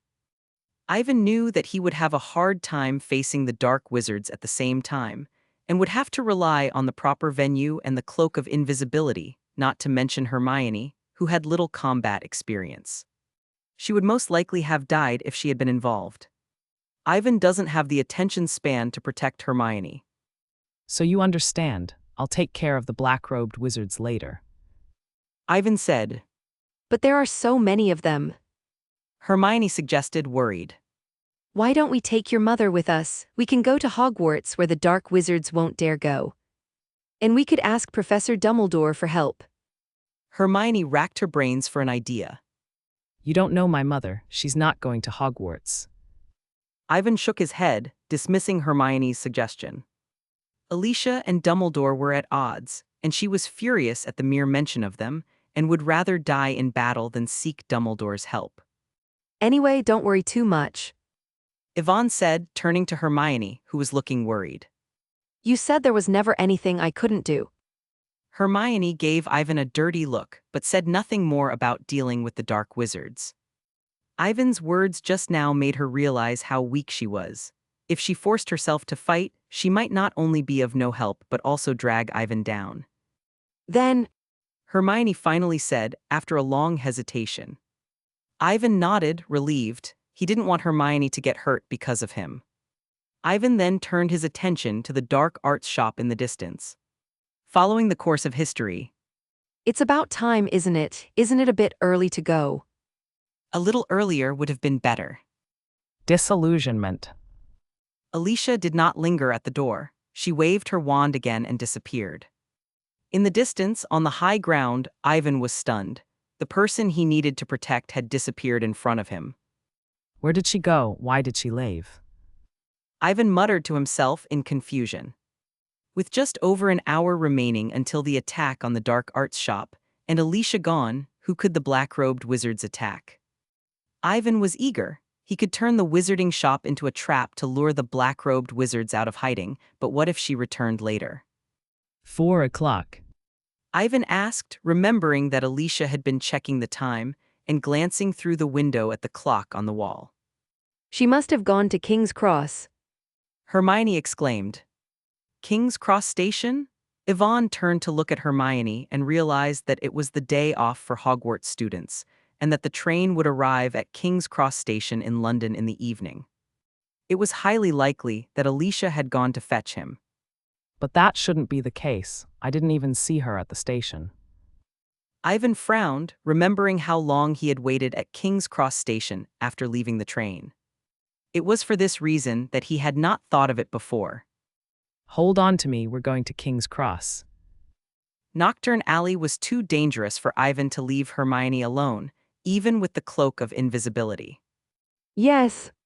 Disillusionment. Alicia did not linger at the door. She waved her wand again and disappeared. In the distance, on the high ground, Ivan was stunned.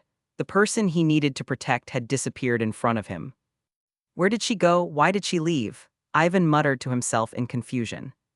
With just over an hour remaining until the attack on the dark arts shop, and Alicia gone, who could the black-robed wizards attack?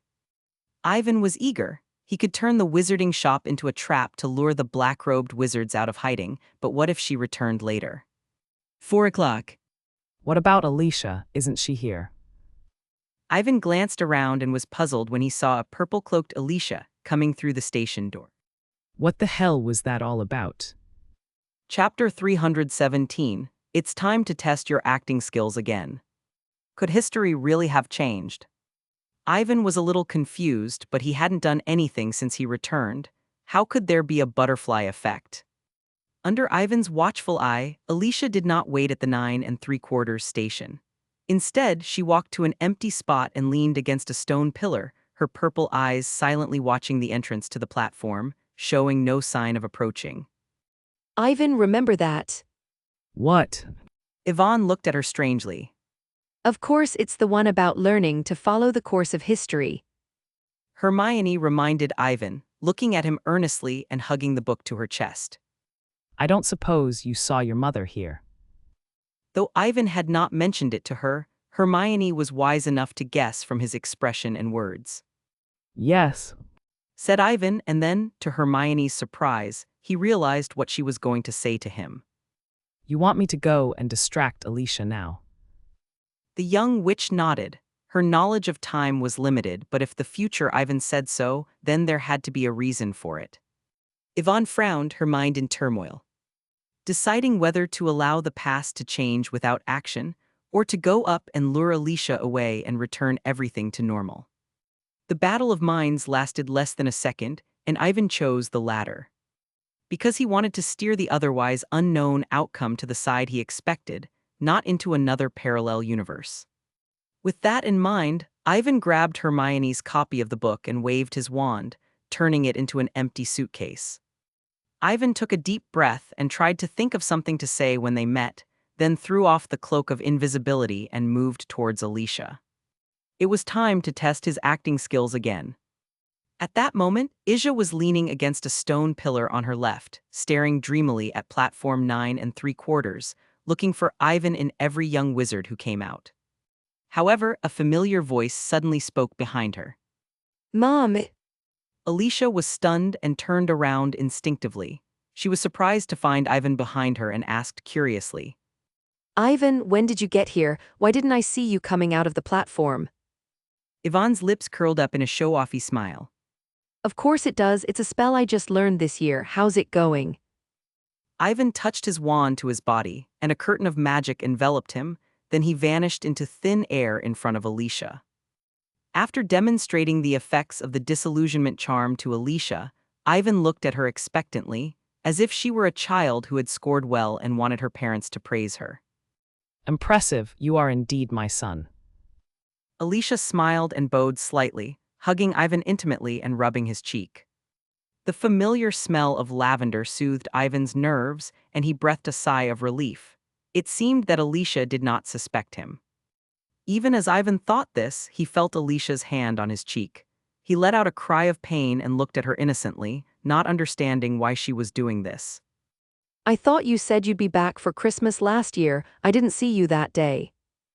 Alicia pulled her hand back and smiled, but her purple eyes were dangerous. Ivan swallowed hard. He had almost forgotten about this and hurriedly explained. Mom, you can't blame me. There's been a lot going on at school this year, and I've been too busy to come back, and I have to teach myself advanced charms, Quidditch, brew potions. Ivan counted off the things he had to do on his fingers, then said strangely. Wait, didn't I tell Majka to send you a letter? Your owl is so slow that I didn't see it until I got home from the station at Christmas. Ivan's expression was one of resignation, as he had been too busy looking for his missing diary, and it was only on Christmas Day, when he saw that the school was much less crowded, that he remembered to send the letter. Where's your owl? At the mention of the letter, Alicia looked into Ivan's suitcase, but there was no sign of Marka. It just so happened that I also thought it was too slow, so I threw it away, intending to get a fast owl instead. Ivan said carelessly.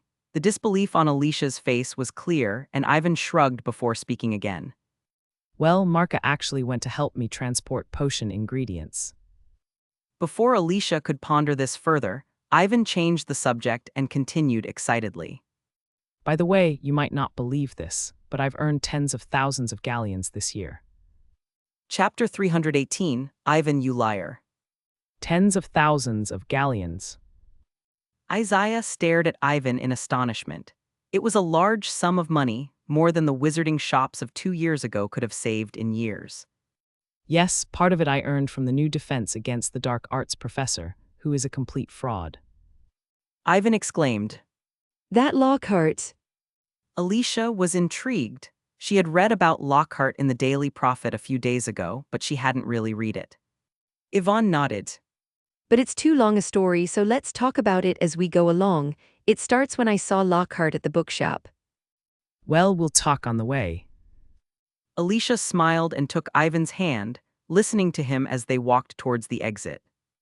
Yvonne talked slowly about her school years, from seeing Harry and Ron driving the magic car on the train to winning the Quidditch World Cup. Ivan, Harry, and Ron, don't forget to write to me over the summer. Hermione turned to see a brown-haired young witch waving to her friends at the 9 3/4 stop, her eyes fixed on one of the boys. Of course, I promise.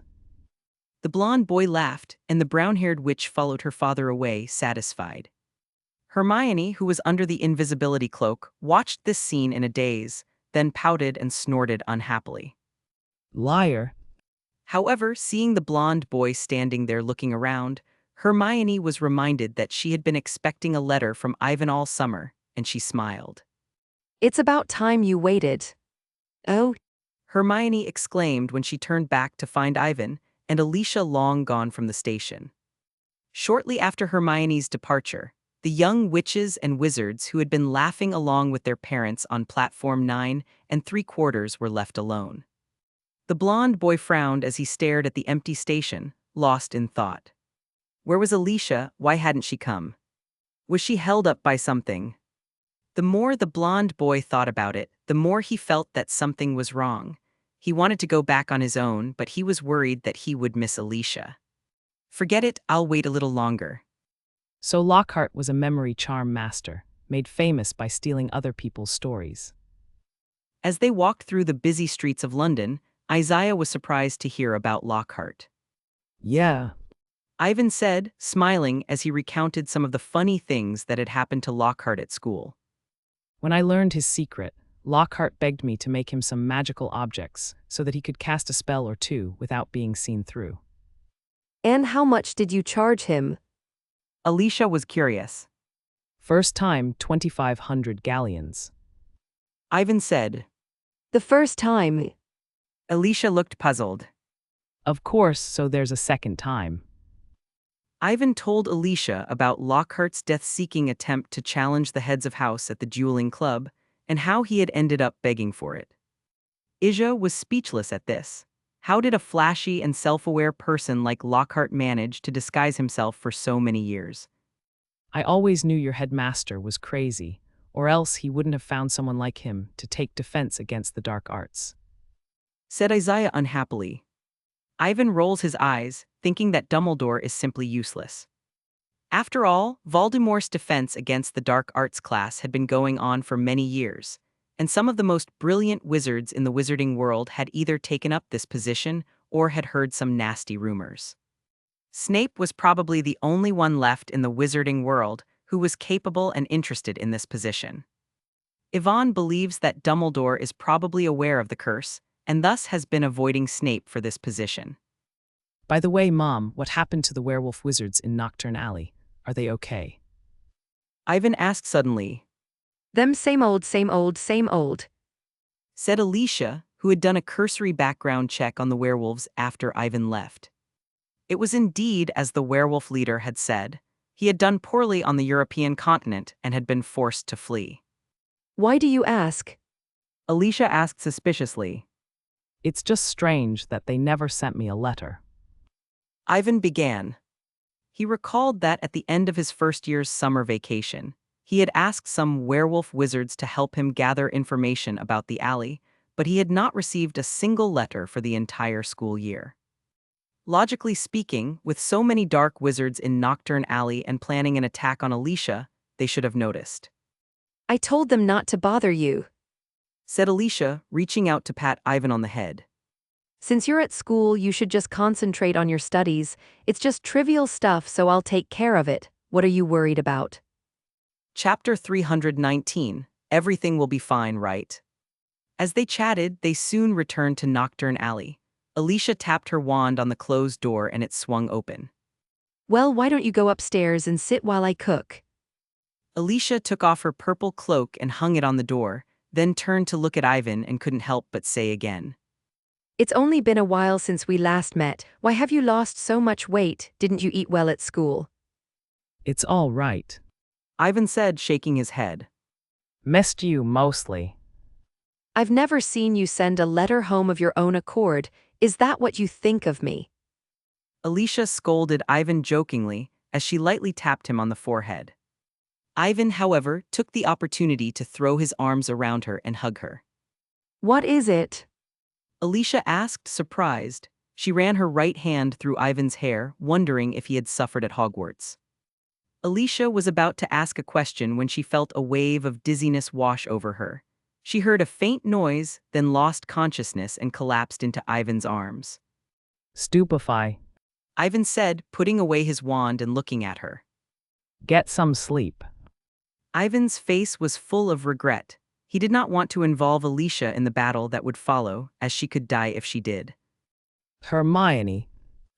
Ivan called out to the empty clearing, unable to see through the cloak of invisibility's disguise, but understanding that Hermione would be right behind him.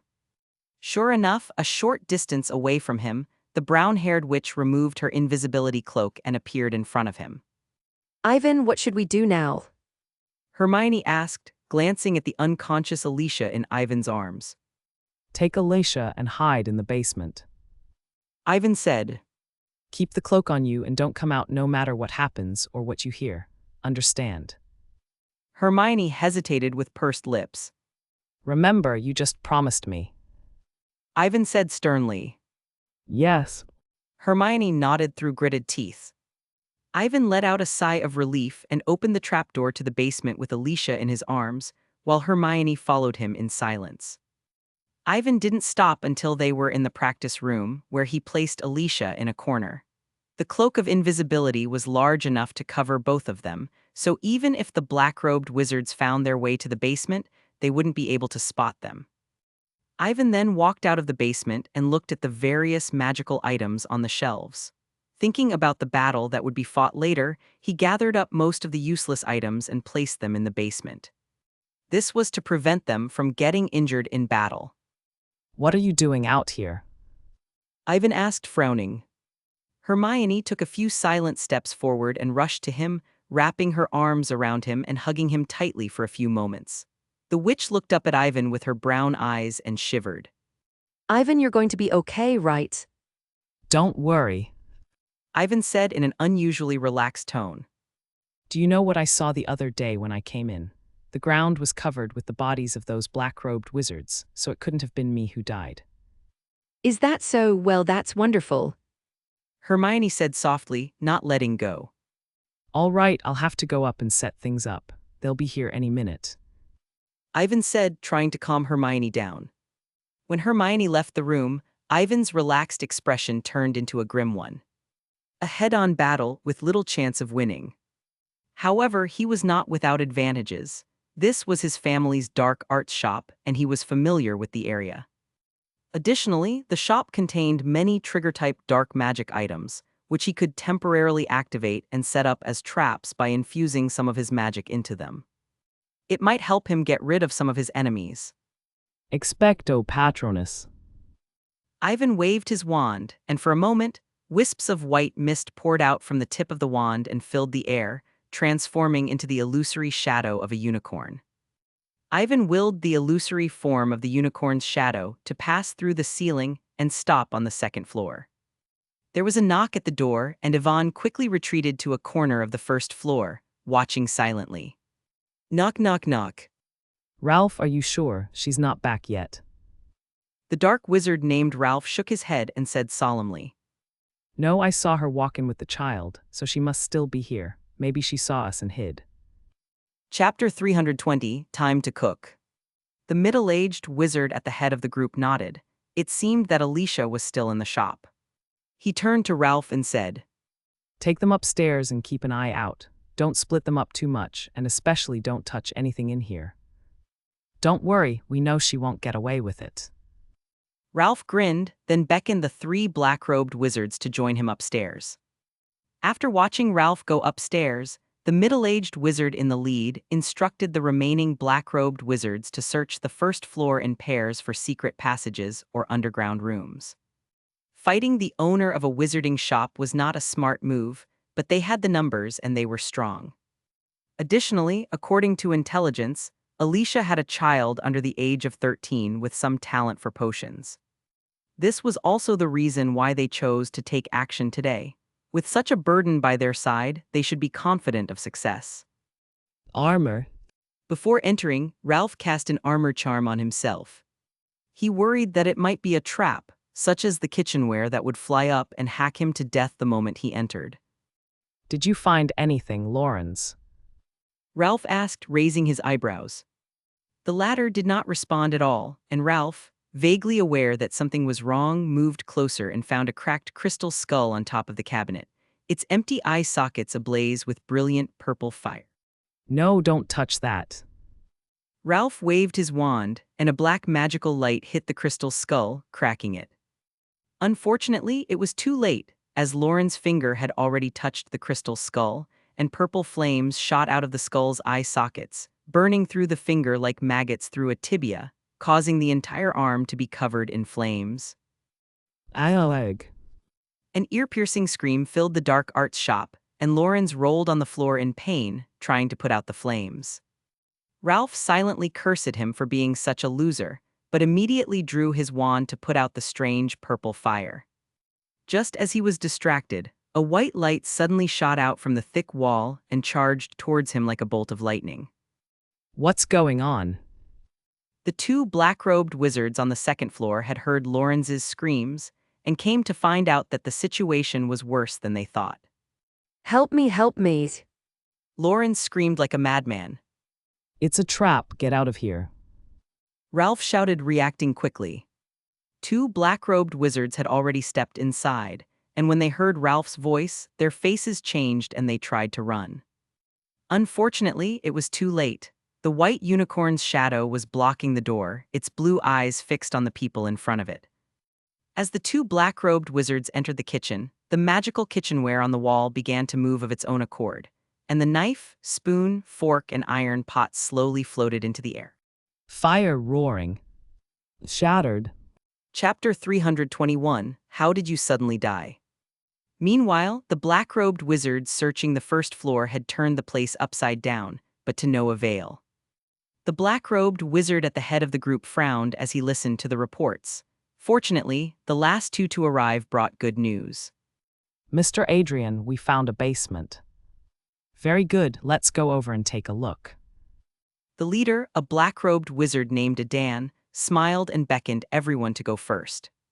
As they moved, however, there was a scream from upstairs. It's Lawrence. Adan exclaimed, her expression changing. It seemed likely that Lawrence had stumbled into some sort of trap, although it was also possible that she had crossed paths with the landlady. Adan immediately gave up on the idea of exploring the basement and went to check on the situation. However, to his surprise, in less than a few seconds, there were a few more wails and curses coming from upstairs. Not long after, the voices gradually weakened. The black-robed wizards downstairs looked shocked, and Adan's pupils contracted. He knew exactly what this meant. Ralph, Lawrence, and the others must have been attacked, and the 4 of them were at a complete disadvantage. It was even possible that 2 or 3 of them had been knocked out in such a short time. Coulson, Marge, you stay here. The rest of you come up with me. She must be upstairs. Adrian, who was confident in his own strength, did not go up to support them. Instead, he left 2 men to guard the entrance. This was done to prevent any misdirection. After all, this was a mother, and she might be prepared to risk her life to keep them upstairs so that her children could escape. Adan never underestimated a mother's determination to protect her child, nor did she want to let the brat slip through her fingers. If we had known, we would have cut her off halfway. There's something strange about this shop. I wonder what happened to Ralph and the others. That would only mean that Ralph was useless. He couldn't catch the woman with all these people. The black-robed wizard sneered disdainfully. He had long disliked Ralph and would not have worked with him if they had not shared a common goal. What's that? As he spoke, the black-robed wizard caught a glimpse of something shimmering in the darkness behind the witch, like two orange gems. That's enough, Brand, shut up. The black-robed witch frowned unhappily and was about to reprimand him. But before she could speak, Brand's eyes glazed over and he collapsed. The person who was just talking to him suddenly fell to the ground. Brand! The black-robed witch stammered. There was no response. She took 2 steps back in fear and a sharp object pressed against her back. The black-robed witch jerked her head around and saw a 13 or 14-year-old young wizard standing behind her. With a flash of white light, the black-robed witch fell unconscious. Stupefy. Ivan gently chanted an incantation, stunning his opponent, and then put his wand away. He had no intention of killing him, as he would be useful to Ivan. If I'd known, I wouldn't have used the snake's eye. Ivan rubbed his sore eyes and looked at his status bar. His mana gauge was half gone. 30% was used on Unicorn's Shadow, 2 disapparitions, and the rest were used up, while the remaining 20% was used on the magic that had been devoured when the serpent's eye was activated. Perhaps because it knew that Alicia was safe in the basement, the effect of the eyes without the murderous improvement was much weaker than before. Even after expending 20% of his magic, the wizard he was looking at did not die immediately, but was merely petrified. Bang! A series of explosions came from the top of the building, and Ivan's face fell. His bloodline magic Unicorn's Shadow had been shattered. Adrian, they seem to have some skill. Chapter 322, This Place is Too Strange. Moments later, several black-robed wizards came down the stairs, carrying the bodies of their fellow wizards on their shoulders. One of them, a black-robed wizard with a ragged body, limped down the stairs and glared venomously at Adrian, unhappy that he had used him as bait but not daring to act out. You'd better hope I don't catch you. Adrian snapped, trying to decide how to torture her. Upstairs, Adan had already figured out that Ralph and the others had fallen into the enemy's trap and ended up being hacked to death by a pile of kitchenware. Brand. Adrian yelled as he dragged a corpse down the stairs with his right hand. The whole first floor is silent, and there is no response. Adrian, this place is too strange. Let's leave first. One of them could not help but say. Adan's face was ashen. He had a feeling that this trip was a mistake. Take Brand and Semph and let's go. Adan forced the word out of his mouth and decided to call off the operation. He was worried that everyone would die here if they continued. The moment the words left Adarian's mouth, a sense of danger gripped them, as if they were being targeted by a deadly viper. Not far from them, in an empty space, a slightly childish voice spoke. Explode! A fiery light lit up the darkened dark arts shop, and the flame expanded into a giant orange fireball that swept towards the assembled black-robed wizards.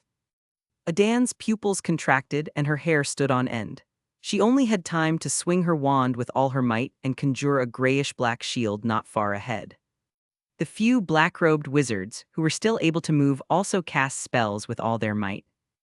I should have known that Alicia wouldn't be able to use a thunderbolt of this magnitude. Ivan muttered to himself, looking at the gap in the wall.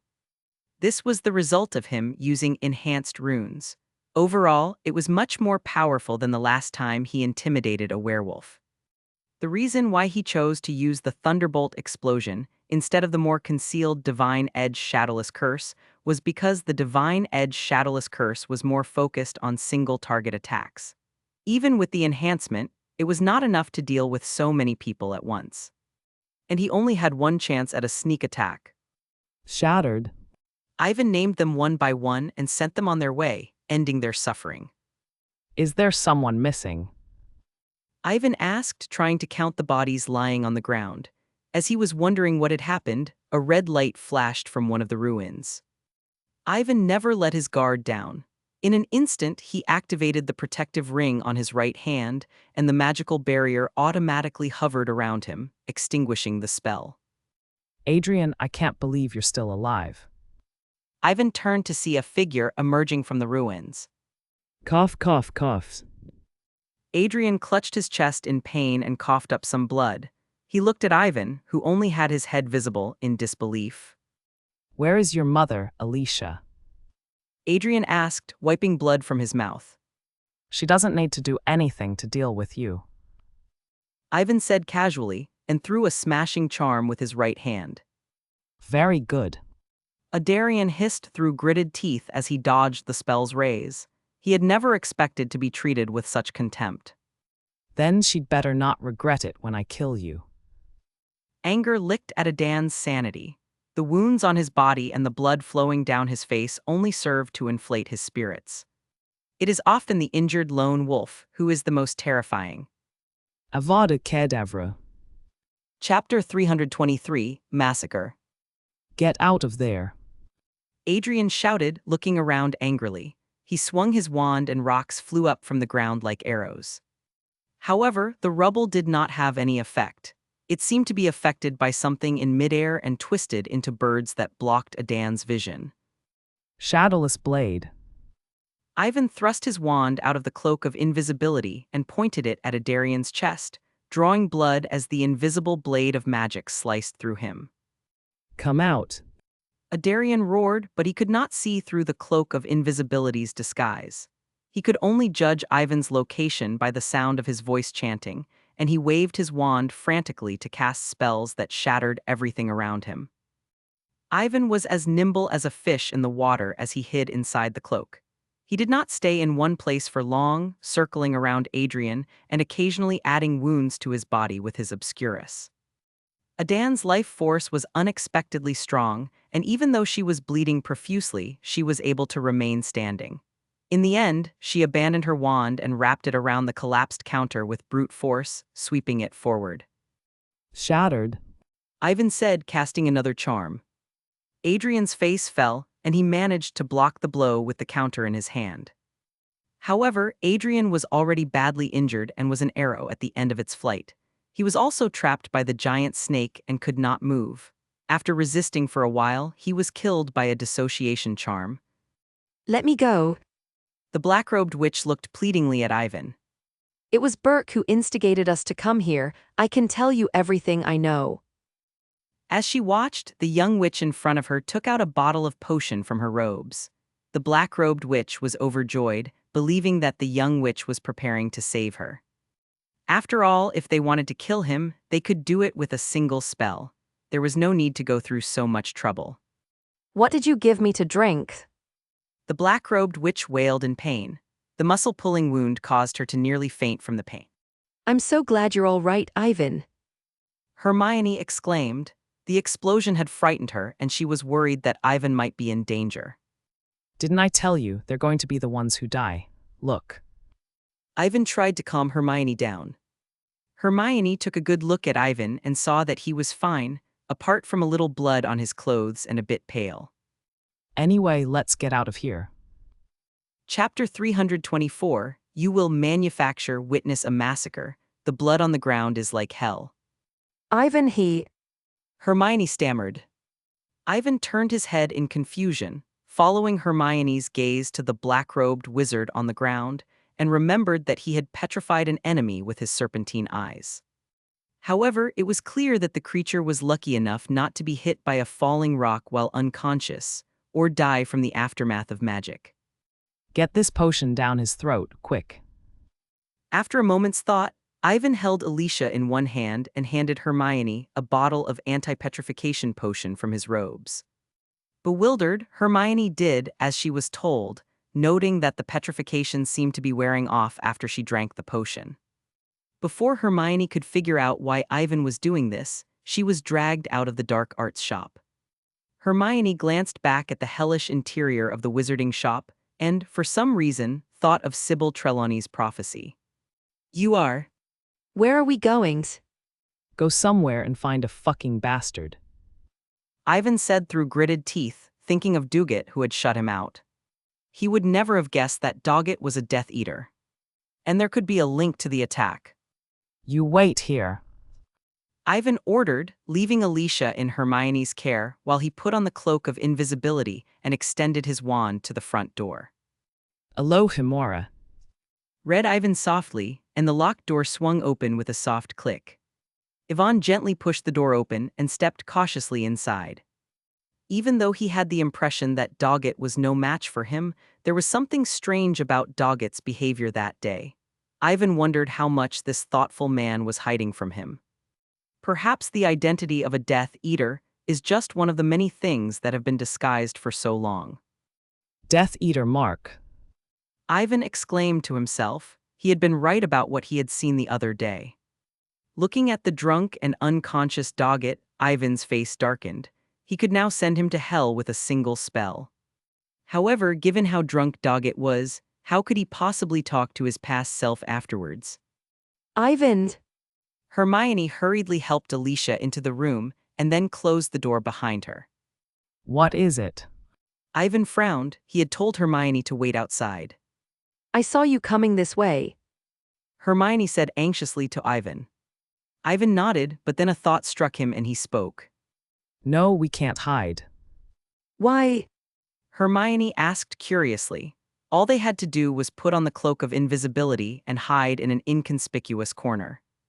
Because I'm going to blow this place up later. Ivan said with a headache. Why did you blow this place up? Hermione gave Ivan an odd look but quickly realized that he was referring to his past self. Ivan had a vague memory of asking Dugat here 3 months ago to find a way to save the life of a dead Alicia, only to be mocked and ridiculed by the bastard. However, it was clear that things were different now than they had been in the past, as Doggett, the bastard, had been passed out drunk. Could the past have been changed, had he entered a parallel universe? When the Time Turner's time is up, which dimension will he return to? Yvonne was at a loss as to what to do. There was already the sound of hurried footsteps outside the door, and in her panic, Yvonne suddenly remembered something and touched the pocket of her wizard's robe. Wait. Chapter 325, Is This Fate? Ivan's heart was in his mouth when he heard the footsteps outside the door stop. He gritted his teeth, waved his wand, and cast a stunning spell on the drunk Dugat, then pulled a strand of hair off his sparse head. When he was finished, Ivan whispered to Hermione. Take them with you, quick, I'll buy us some time. Where should I take them and how? Hermione asked, flustered and nonplussed. Knock, knock, knock. Use magic, use the windows, just get out of this house. Ivan said, then added Doggett's hair to the polyjuice potion and sipped it. All he had to do was transform into Doggett for a short while. Ivan began to change shape as he walked, and by the time he reached the door, he had completely transformed into Doggett, and his clothes had been enlarged by his transfiguration. She opened the door to find, as Ivan had expected, a young wizard with anxious blonde hair. Yvonne wondered if she should say something to start the conversation, but she couldn't remember if Dugat, whom she had met at the time, had spoken or even what expression she should be wearing. Sadness, sympathy, it was as if he had not seen such an expression on Doggett's face. Ivan could only keep a straight face and wait for her to speak first. Headmaster Dugat, can my mother be saved? The blonde wizard stepped aside eagerly, revealing a pale and quiet-looking Alicia hovering behind him. Ivan turned his attention to the corpse. He understood what was going on with it, but what should he say now? She's dead. Ivan said, gritting his teeth when he couldn't remember. I'm asking you if she can be saved. The young wizard didn't disagree with him, instead adding an impatient emphasis to his words, his dark eyes desperate and hopeful. Ivan took all of this in and felt frustrated. Had he been like this before? He took a long look at the young wizard before him and warned him softly. No one can save a dead man. Unless she's not dead after all. What's that? The blonde wizard asked, glaring at him. In the blink of an eye, he had cast an armor charm to protect himself. Yvonne knew in her heart that it must have been Hermione, or perhaps she had slipped out of the window there with Alicia and Doggett. However, this could not be said directly, so Ivan had to make up an excuse. Perhaps it was a cat, who knows? I don't recall you having one of those. The blonde wizard persisted, his guard up. He suspected that this was not Doggett. Ivan was silent, not knowing how to respond, trying to remember how he had seen Doggett handle. The dark marks you're a Death Eater. Ivan looked down sharply at his left wrist, where a dark mark had also appeared. Is that why I saw it at the time? Yvonne had an idea.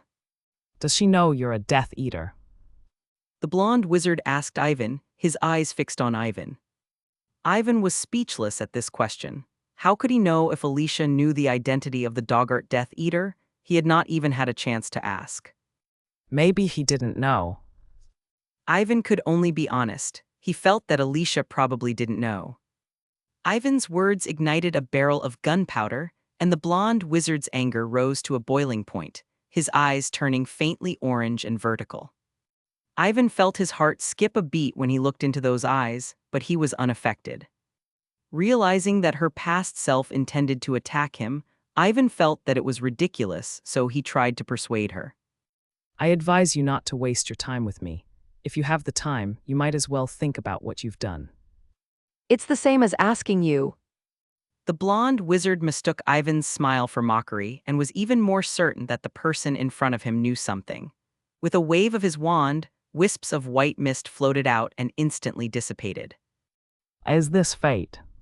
Chapter 326. Who do you think you are, the Dark Lord or Dumbledore? Rumble. A bolt of lightning split the sky, and soon it was raining cats and dogs. Odd. Ivan couldn't help but be a little confused, and then he suddenly felt his body begin to change. It seemed that the polyjuice potion's duration had ended. After all, he had only taken a sip. Ivan pointed his wand at his clothes to dispel the effects of the transfiguration charm, then took off his invisibility cloak and hurried inside. Pushing the door open, Ivan found the scene inside different from what he had imagined. Alicia had somehow come to her senses and was talking to Hermione about something in the room. The little witch, on the other hand, was red-faced and stammering. She was relieved to see Ivan and greeted him as if he were her savior. Ivan's finally. Alicia also turned her head. Ivan shuddered. He still hadn't figured out how to explain what had happened. He did not expect Alicia to wake up so soon. However, it made sense. He did not go easy on Alicia when he knocked her out. It would be strange if he was still unconscious after the journey. Ivan howls. Alicia's face darkened as she stalked over to him and grabbed his cheek. You're getting very bold. Do you have any idea what you're doing? Stunning me with a stunning spell? Do you have a death wish? Do you remember how old you are? Who do you think you are? The Dark Lord, Dumbledore? You're quite capable going against 10 dark wizards all by yourself. Alicia was so angry that she was shaking, and she scolded Ivan for dozens of minutes, pinching Ivan's fair cheeks until they were red. Ivan had never seen her so angry, and he noticed that her eyes were misty. He opened his mouth to explain, but before he could speak, she pulled him into her arms. Please. Alicia hugged him tightly, the tears in her eyes falling onto Ivan's hair. Yvonne froze, not knowing what to do, and then, after a moment's hesitation, threw her arms around Alicia and said apologetically, I'm sorry. The mother and son held each other for a long time before Alicia regained her senses. She wiped her tears and asked what had happened.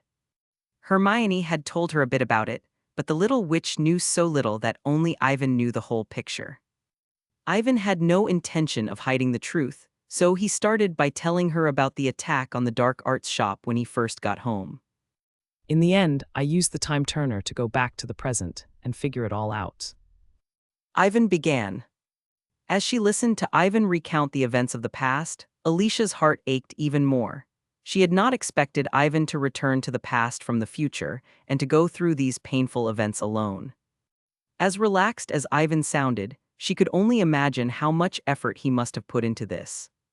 Where did you get the nerve to think you could beat them when there were so many of them? But Mom. Ivan's words were slurred. That just means you're lucky you didn't die. said Alicia, releasing her grip on Ivan's cheek and giving him another nasty knock on the forehead.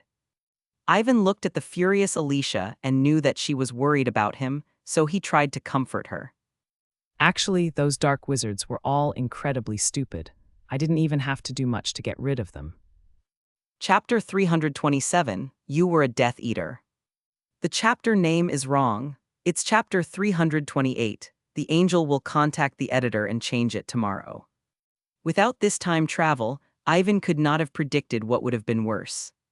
With this in mind, Ivan remembered the attack and spoke apologetically. I'm sorry. What's wrong? Alicia asked worriedly. Those black-robed wizards were supposed to have slipped through the cracks during the Ministry's attack on dark objects last year.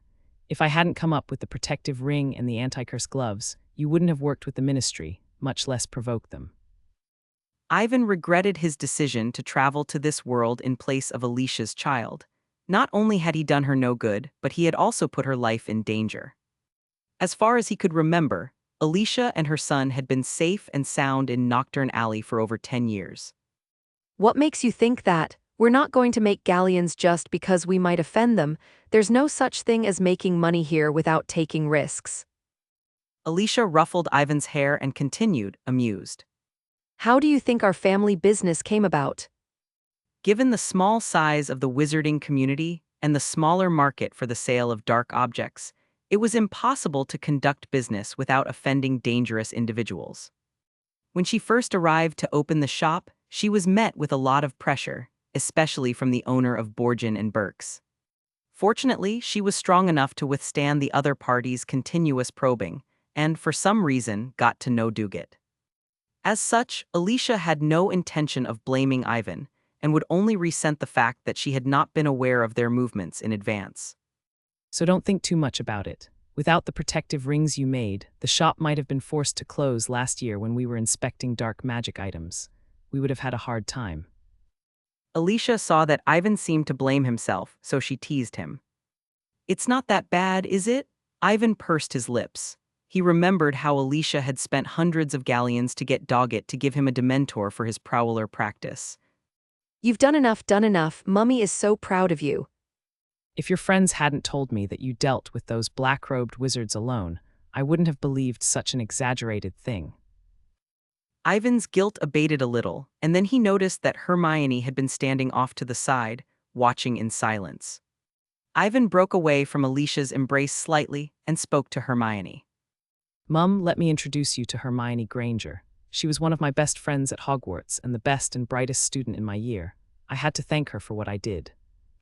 Hermione Granger, that's a nice name. I hope I didn't scare you by acting out of control. Alicia said gently, looking away from Ivan. No, Mrs. Harles, I know you're worried about Ivan. Hermione shook her head, then added sheepishly. I didn't do anything to help. Said Alicia gratefully. We're friends, it's the least I can do. Hermione said, glancing instinctively at Ivan. Catching Hermione's eye, a teasing smile spread across Alicia's face, and her purple eyes lit up as she half-jokingly said. Hermione's cheeks reddened, and she tried to defend herself, but she couldn't speak under Alicia's intense gaze. Ivan rolled his eyes and was about to say something when a voice interrupted. What is it? Why am I here? Is it raining? All three of them turned to look, and Doggett sat up, confused. His clothes were wet from the rain, and he reeked of alcohol. He clearly remembered that he was drinking in the living room of the mansion. How did he end up here in the blink of an eye? This inexplicable absent-mindedness lasted for a while, and Doggett soon noticed that Alicia and the others were looking at him. Clean it up. Under the influence of magic, the stains on the wizard's robes were separated from the rain, and he became much more energetic. Doggett stood up, cleared his throat, and asked curiously, Why are you all here? Did I miss something important? Why don't you tell him? Alicia said to Ivan. Ivan nodded and explained. Headmaster Doggart, a group of black-robed wizards, have just attacked the wizarding shop. Before Ivan could finish, Doggett frowned, realizing the gravity of the situation. He secretly regretted drinking so much before. You and Alicia aren't hurt, are you? Doggett asked, looking at Ivan and Alicia with concern. He was relieved to see that they were in good condition, and then he said angrily, Do you know the identities of the attackers? Where are they now? Those black-robed wizards are all dead. As for the owner of Borgin and Burke's who ordered them to do it. Ivan said truthfully. Doggett was not surprised to hear that the attackers had been wiped out. After all, he knew how strong Alicia and Ivan were, and the shop was their home ground, so it was not unusual for them to take out a few dark wizards. However, when he heard the identity of the person behind this, he cursed angrily. So it's him. I knew the old man was up to no good. Yvonne silently took in Duggett's reaction, which seemed genuine. Ivan, however, could not be certain of his own judgment. There was one thing he would not allow Doggett to get involved in if he did not get to the bottom of it. With that in mind, Ivan quietly took hold of his wand and asked, By the way, Dane Duggett, you were a Death Eater. Chapter 328, 11 Years Without a Duel. Hermione looked at Doggett in surprise. She knew exactly what the Death Eaters represented. They were followers and minions of you-know-who, a group of evil and insane people. Ethia was frowning as well. Doggett's face fell, and he looked at Ivan in bewilderment, wondering how Ivan knew about this. I found the Death Eater's proprietary dark mark on your left wrist, so I'm curious. Ivan began casually, his eyes glued to Duggett's every move. Doggett covered his left wrist with his hand, his face contorted with anger.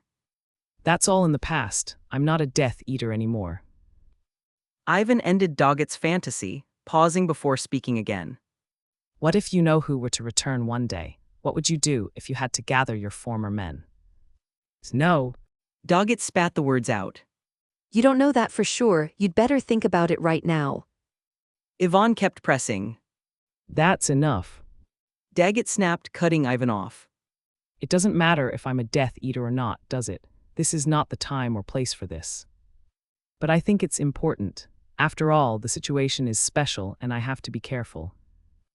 Ivan's words were sharp. He needed to understand Duggett's position. After all, he had previously sabotaged Voldemort's resurrection plan and destroyed 2 Horcruxes, so his relationship with Voldemort was unlikely to improve. Unless he had destroyed all of Voldemort's Horcruxes, Doggett would remain a threat as a Death Eater. Ivan was not comfortable with such a threat around Alicia. Do you suspect me of colluding with Burke to orchestrate this attack?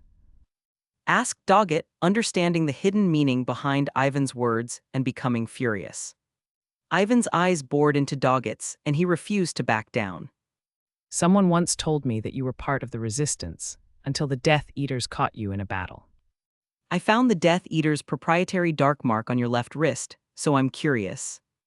Why? Because the man promised you power and fame. Ivan asked sarcastically. Who the hell told you that? Doggett roared. He reached out to grab Ivan's shoulder, but a blast of air knocked him back against the wall, and he dropped his wand. Ivan took a few steps forward and picked up Doggett's wand, then tried to cast a spell to tie up Daggett to prevent him from attacking. Ivan. At that moment, Isaiah grabbed Ivan's arm and shook her head at him, then turned to Doggett and apologized. I'm sorry. Ivan looked at Alicia in surprise but said nothing. He knew very little about Doggett.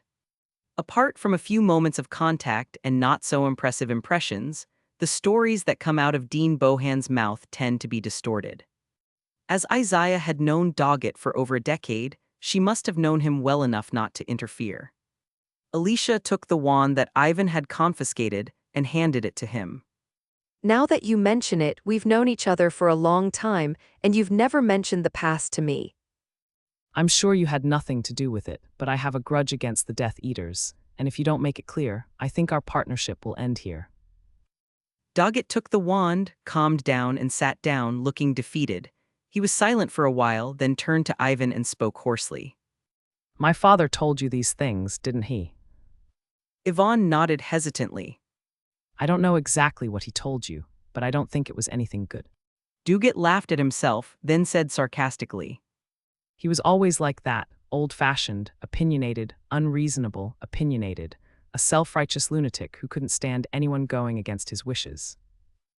Yvonne listened in silence, and Daggett cursed for a while, then stopped, took a breath and began to tell the story with a sigh. It was 13 years ago, during the Wizarding War. If we count the time since Voldemort began gathering Death Eaters and rioting, then the war has been going on for 11 years. I found the Death Eater's proprietary dark mark on your left wrist, so I'm curious. What about Professor Dumbledore? Where is he? Isn't he the one you know who fears the most? Hermione asked, unable to contain her curiosity. The Death Eater's recklessness was largely due to Lord Voldemort's ungodly strength. However, as far as she knew, Professor Dumbledore was the most powerful wizard in the wizarding world. I'd like to know that, too. Hissed Doggett. We have all been waiting since the beginning of the war, waiting for Dumbledore to step in and either defeat or kill Voldemort and end the war, as he did Grindelwald. But no. Chapter 329, You Believe in Voldemort. Over the course of 11 years, Dumbledore holed himself up at Hogwarts to protect his students, creating a haven where Lord Voldemort would not dare enter. Duggart's words were half admiring, half ironic.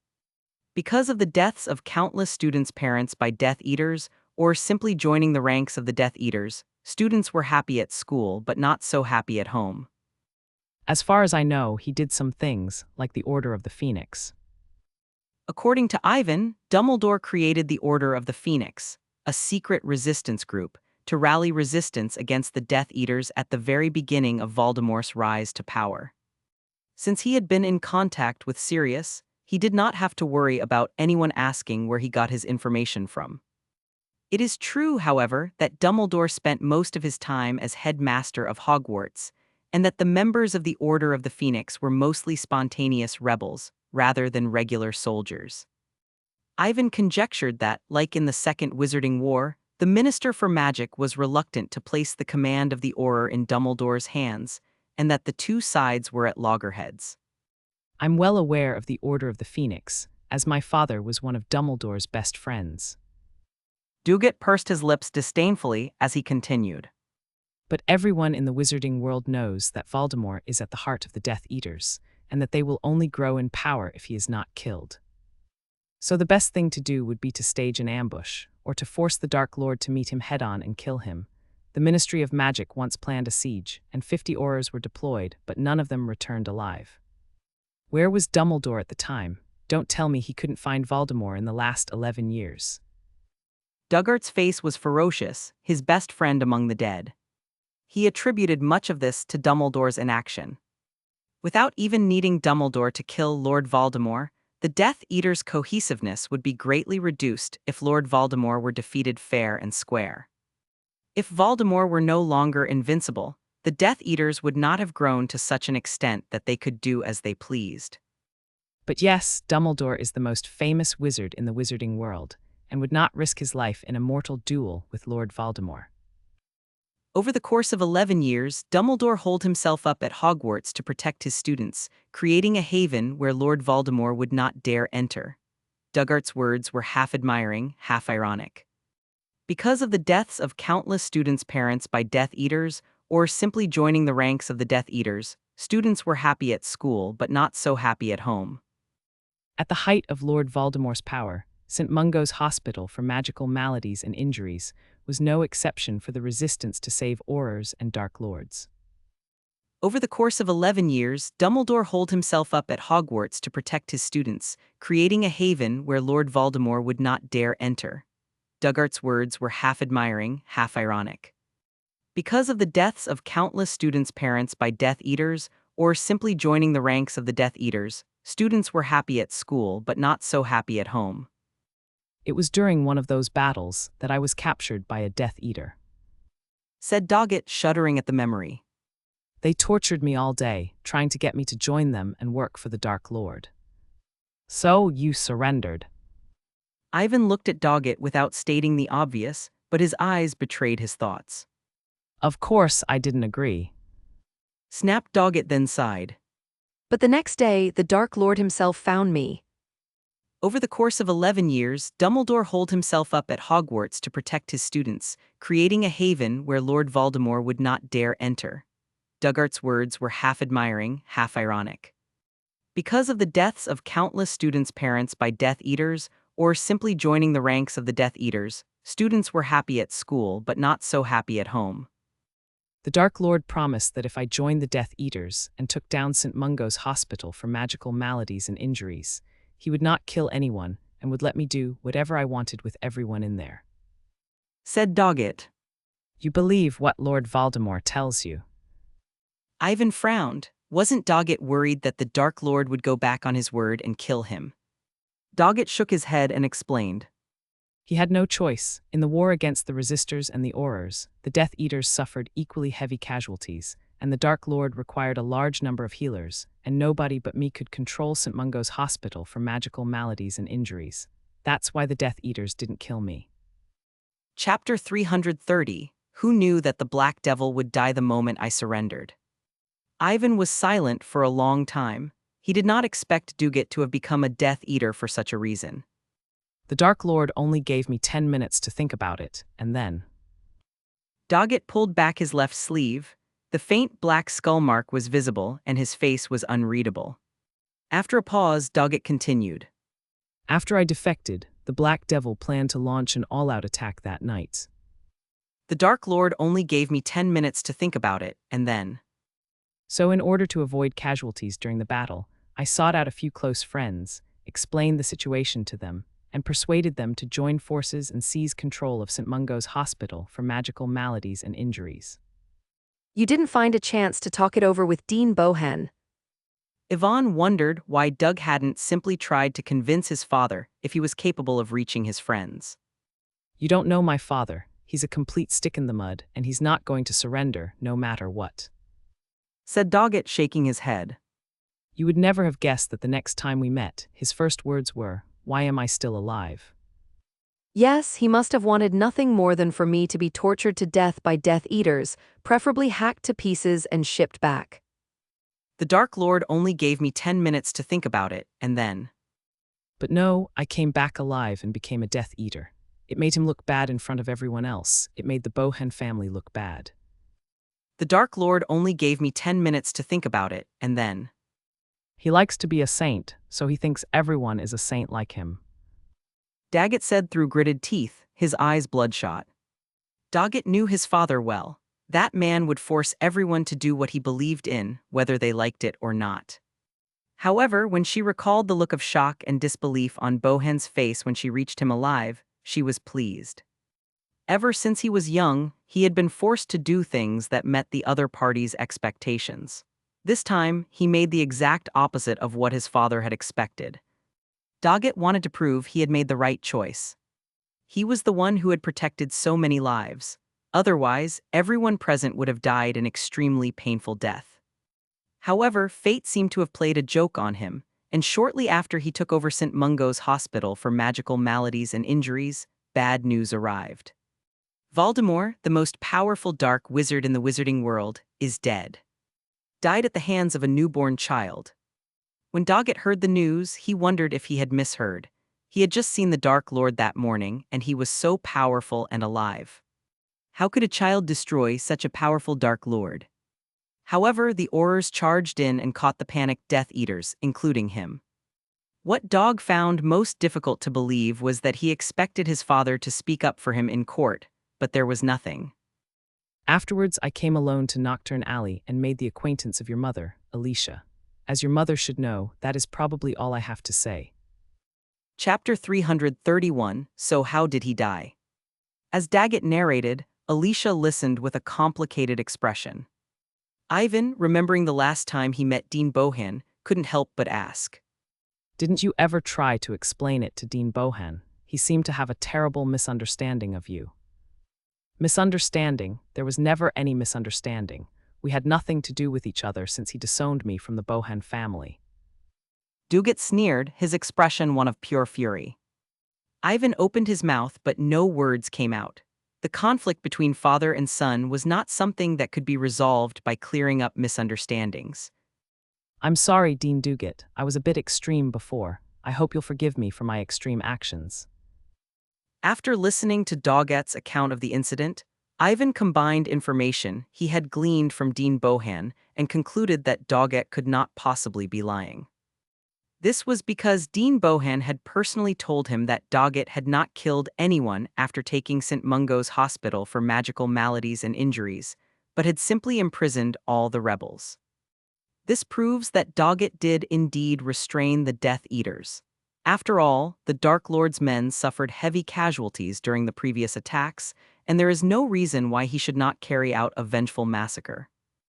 I understand. Your father died at the hands of a Death Eater, and it's not unusual for him to do something drastic when he finds out who I am. Doggett closed his eyes and shook his head, indicating that he did not care. What's more, Ivan mentioned that Bohan was the one who leaked the information about him, which Doggett believed must have been his father deliberately trying to annoy him, because he couldn't stand seeing him living comfortably in Knockturn Alley.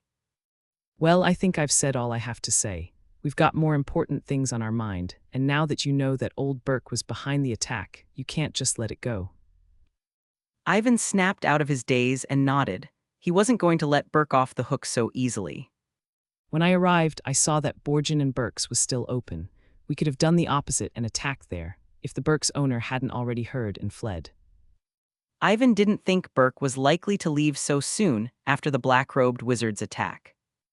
Even if Burke had placed a scout near the shop, they would only have seen the black-robed wizards break into the shop shortly after he and Alicia got home, and the shop would have been destroyed in the ensuing battle. Then another 13-year-old wizard rushed in and anxiously came out with Athea's corpse. Those who saw this scene would probably think that Asia had perished along with the black-robed wizards they had sent, and that only the imp was still alive. That's a bit rushed, isn't it? We're short-staffed, and if we had a few more days, I could get some friends I could trust to help. And fighting a shop owner in a dark arts shop isn't exactly a smart move. Doggett frowned and tried to argue. Ivan shook his head. No, they've just lost a lot of men, and they're at their weakest. In a few days, Burke will either have escaped or will be ready to fight. Ivan also left out the fact that his stay was limited. As long as Burke was alive, he would not return in peace. It would be best if he could capture all the enemies while he was still here. With that in mind, Ivan turned to Alicia. Mom, Said Alicia, nodding. Then we don't have to worry about Burke getting away in the middle of the battle. Ivan said, relieved. His worst fear was that he would not be able to keep Burke, and if he did, it would be extremely difficult to catch him again. Doggett was still worried that the trio's raid on Borgin and Burke's was too risky. After a moment's thought, Isaiah said, As for manpower, Ivan, weren't you friends with a group of werewolves in Knockturn Alley? They should be able to help. the group of werewolves. Chapter 332. I really don't know how you master so many advanced spells. After Ivan agreed, Doggett had no more worries. With the help of the werewolf wizards, they had enough manpower. There's no time to lose. Let's go now and use apparition to get to the rubble in the east, where the werewolves should be. Doggett suggested, turning back to Hermione. Althea, you take this little girl, I'll take little Ivan. Alicia nodded and took Hermione's hand. The little witch seemed uncomfortable, but she let her. When Doggett stepped forward, Ivan shook his head. No, thanks, I can disapparate myself. Doggett and Alicia looked surprised. If they were not mistaken, apparition was not taught at Hogwarts until the 6th year, and Ivan did not know the spell during the summer holidays of his first year. Are you sure? You're in danger of being split up if you fail to perform apparition. Don't use it indiscriminately when you read about it in a book. Doggett cautioned. Unlike other spells, apparition was highly dangerous and required the caster to have adequate magic and mental fortitude, usually limited to students aged 17 or older, and generally required to be watched in order to avoid irreversible consequences. Disillusionment. Said Ivan, and without further explanation, he waved his wand and was sucked into the vortex. The next moment, Ivan appeared in the clearing nearby. The entire process was done in one go, extremely fast. I don't know how you managed to master so much advanced magic. Doggart was stunned for a moment, then he shook his head with a bitter smile and muttered. He remembered that when he was in his 2nd or 3rd year, he only knew basic spells such as the levitation charm, transfiguration charm, and unlocking charm, unlike Ivan, who could easily master advanced magic such as the thunderbolt explosion, the summoning charm and the apparition charm. Alicia was equally surprised, but Ivan's return had been enough of a shock, and a disapparated was nothing to sneeze at. Doggett had no choice but to give up on the idea, and the trio disappeared into the dilapidated house. There was another familiar shifting of dimensions, and when Ivan returned to his senses, he was in the rubble outside the werewolf encampment. Before Ivan could do anything, he saw Warren, Walker, and the others exiting the station eagerly, wands clutched in their hands. Fran, where are you going? Ivan asked as he hurried forward. Flan and the others noticed Ivan's arrival, but before he could speak, Walker ran over and patted him on the shoulder. Hales, great, looks like you're okay. I heard an explosion while I was out, and I went to check it out, only to find that your family's wizarding shop had been attacked. It was full of blood and bodies, and I couldn't find you after I ran in, so I came back to tell Fran and the others. We were just about to go out and look for you. Walker went on and on. When Walker finished speaking, Ferlin asked him a question. Yes, what really happened to Hales? We almost thought something had happened to you when Walker told us. Yvonne now understood why they all looked like they were out for a fight. They had been told about the attack on the wizarding shop. However, Ivan was puzzled as to why Walker, who had been to the wizarding shop to investigate, did not bump into him. Was it because she happened to miss him? Even as her mind raced, Ivan's mouth did not stop moving as he explained what had happened. Half an hour ago, we were attacked by 10 black-robed wizards, all of whom I have now destroyed, at the behest of the owner of Borgin and Burke's. Ivan paused for a moment, then resumed with a murderous air. So I'm going to go straight to Burke's house before he hears anything concrete, but I'm short of a few men and would like to ask for your help. Ivan thought he would have to think about such a dangerous thing, but the werewolves were indignant and agreed without hesitation. Haha, I've been idle for months. I can relax my muscles. Walker rubbed his hands together and said excitedly, Why don't you think about it? This is a very dangerous operation, fighting the owner of a dark arts shop, and perhaps dealing with other difficult dark wizards. Ivan said, somewhat touched. Ivan needed their help but would not hide the danger from them, knowing that someone was going to die. Don't worry, we've thought this through, and we know how dangerous it is. Flan said with a smile. The fact that Ivan had developed the wolfsbane potion and was willing to sell it at such a low price touched Fran and the others. They had never seen a witch or wizard who would think of them, the despised werewolves. Therefore, when Ivan was in trouble this time, they would naturally not stand idly by. Besides, although this battle was dangerous, it was not certain death. They were still confident in their own strength. Now that you mention it, I went back on my promise to keep an eye out for you in Knockoff Alley, and now this has happened. Flan said, ashamed.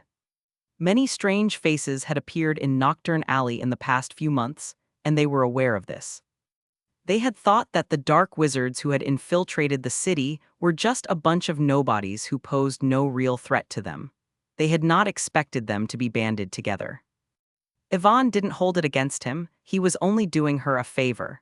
Werewolves were usually too busy trying to make ends meet.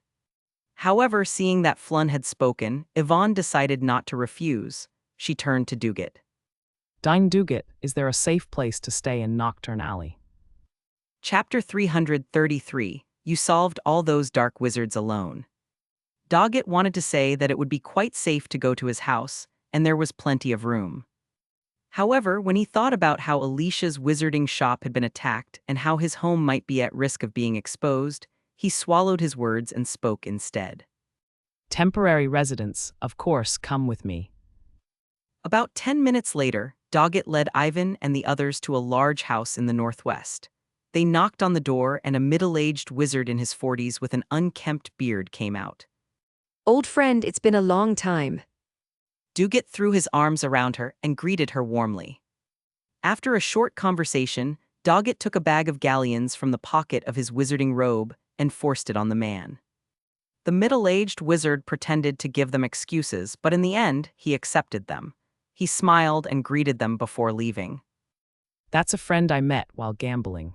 Recently, I was short of money and was willing to let us use the house temporarily. Don't worry, he's very tight-lipped. Other than the fact that he's lazy and likes to drink and gamble, He has no other shortcomings. The money I gave him was enough for him to have a good time outside. Ivan shook his head with an odd look on his face and followed Doggett inside. The room was large and cluttered, with old photographs hanging on the walls. The topmost photo was of an elderly witch who, upon seeing Ivan and the others enter the house, could not help but curse her unfilial grandson for being a good-for-nothing and renting out the ancestral home to someone else. Have you thought about what we should do next? Ivan nodded. I've scouted the inside of Borgin and Burke's, and I know the layout. That's about it. With that, Ivan pulled out his wand and gently stirred the table. Wisps of magic connected into a line and formed a clear map of the various important locations and possible escape routes of the enemy in battle. How did you find out where they were? Doggett looked at Ivan in bewilderment and even suspected that Ivan had not drawn it out of thin air, as the map clearly indicated the layout of the top floor and the location of the basement. Alicia was equally surprised. She had known the owner of Borgin and Burke's for years, but she did not know the layout of the wizarding shop. I have my ways. Ivan said, not bothering to explain. The map was based on his memories of his search of Borgin and Burke's before school started. By then, Borgin and Burke's was completely empty, and there was nothing anyone could do to stop him. Doggett and the others looked at Ivan's young face, but they could not bring themselves to question him. They all knew that Ivan was no ordinary young wizard, and thus the map was highly reliable. Ivan went on when he saw their approval. I'll sneak in with the cloak of invisibility later, check the internal personnel distribution, wait for the opportunity to strike, try to reduce their numbers. Temporary residents, of course, come with me. About 10 minutes later, Doggett led Ivan and the others to a large house in the northwest. They knocked on the door and a middle-aged wizard in his 40s with an unkempt beard came out. Old friend, it's been a long time. Doggett threw his arms around her and greeted her warmly. After a short conversation, Doggett took a bag of galleons from the pocket of his wizarding robe and forced it on the man. The middle-aged wizard pretended to give them excuses, but in the end, he accepted them. He smiled and greeted them before leaving. Wait. Alicia interrupted. If Ivan hadn't knocked her out, she wouldn't have left him alone to risk his life. Fran and the others nodded in agreement. Doggett tried to talk Ivan out of this dangerous idea. The cloak of invisibility was difficult to create, but it was not particularly powerful, and its effects were similar to that of a disillusionment charm. It would be easy to be seen through if you tried to sneak into a dark arts shop. Don't worry. Ivan said, I have a very special invisibility cloak, so it's not easy to see through. If you don't believe me, you can try it. He took the risk of trying to recreate the scene he had witnessed in his shop, where an enhanced version of the thunderbolt would explode in a crowd, sending Burke and his men to their deaths. The landlord of the Leaky Cauldron told him that many dark wizards and werewolves had been killed in the Great War, and that the dark wizards were either Burke's henchmen or everyone there, including Alicia. Doggett was dubious, but once Ivan had put on the cloak of invisibility, he waved his wand to cast a countercurse. As expected, the counterspell had no effect, and Alicia cast a few probing spells to try and locate Ivan. It was as if he had vanished into thin air. What do you think? Ivan asked, allowing them to fuss for a while before he lifted the invisibility cloak and revealed himself. Daggett smiled wryly, unable to speak. The cloak of invisibility was indeed unique. Alicia curiously took the invisibility cloak from Ivan and examined it. The cloak of invisibility was smooth to the touch, as if it were made of water. The more she looked at it, the more amazed she became, and then she sighed in disappointment. She understood that the level of this magical creation was too high, and that she was not high enough in rank to crack the cloak's secret. Where did you get this? Alicia asked Ivan, returning the cloak. Borrowed it from a friend. Ivan then replied, somewhat surprised that Alicia did not recognize it as the Deathly Hallows. However, the Deathly Hallows were still a secret to wizards of their level. Only a few wizarding families had records of them. You seem to have made some very good friends at school, Said Alicia wistfully. It was because she knew how powerful the cloak of invisibility was that she was so impressed with Ivan's willingness to lend her such a powerful magical object. Alicia then turned to Hermione, impressed with Ivan's eye for friends. Of course. Ivan said, nodding solemnly. He had always thought so. Ivan then turned back to Alicia. Now you'll be relieved.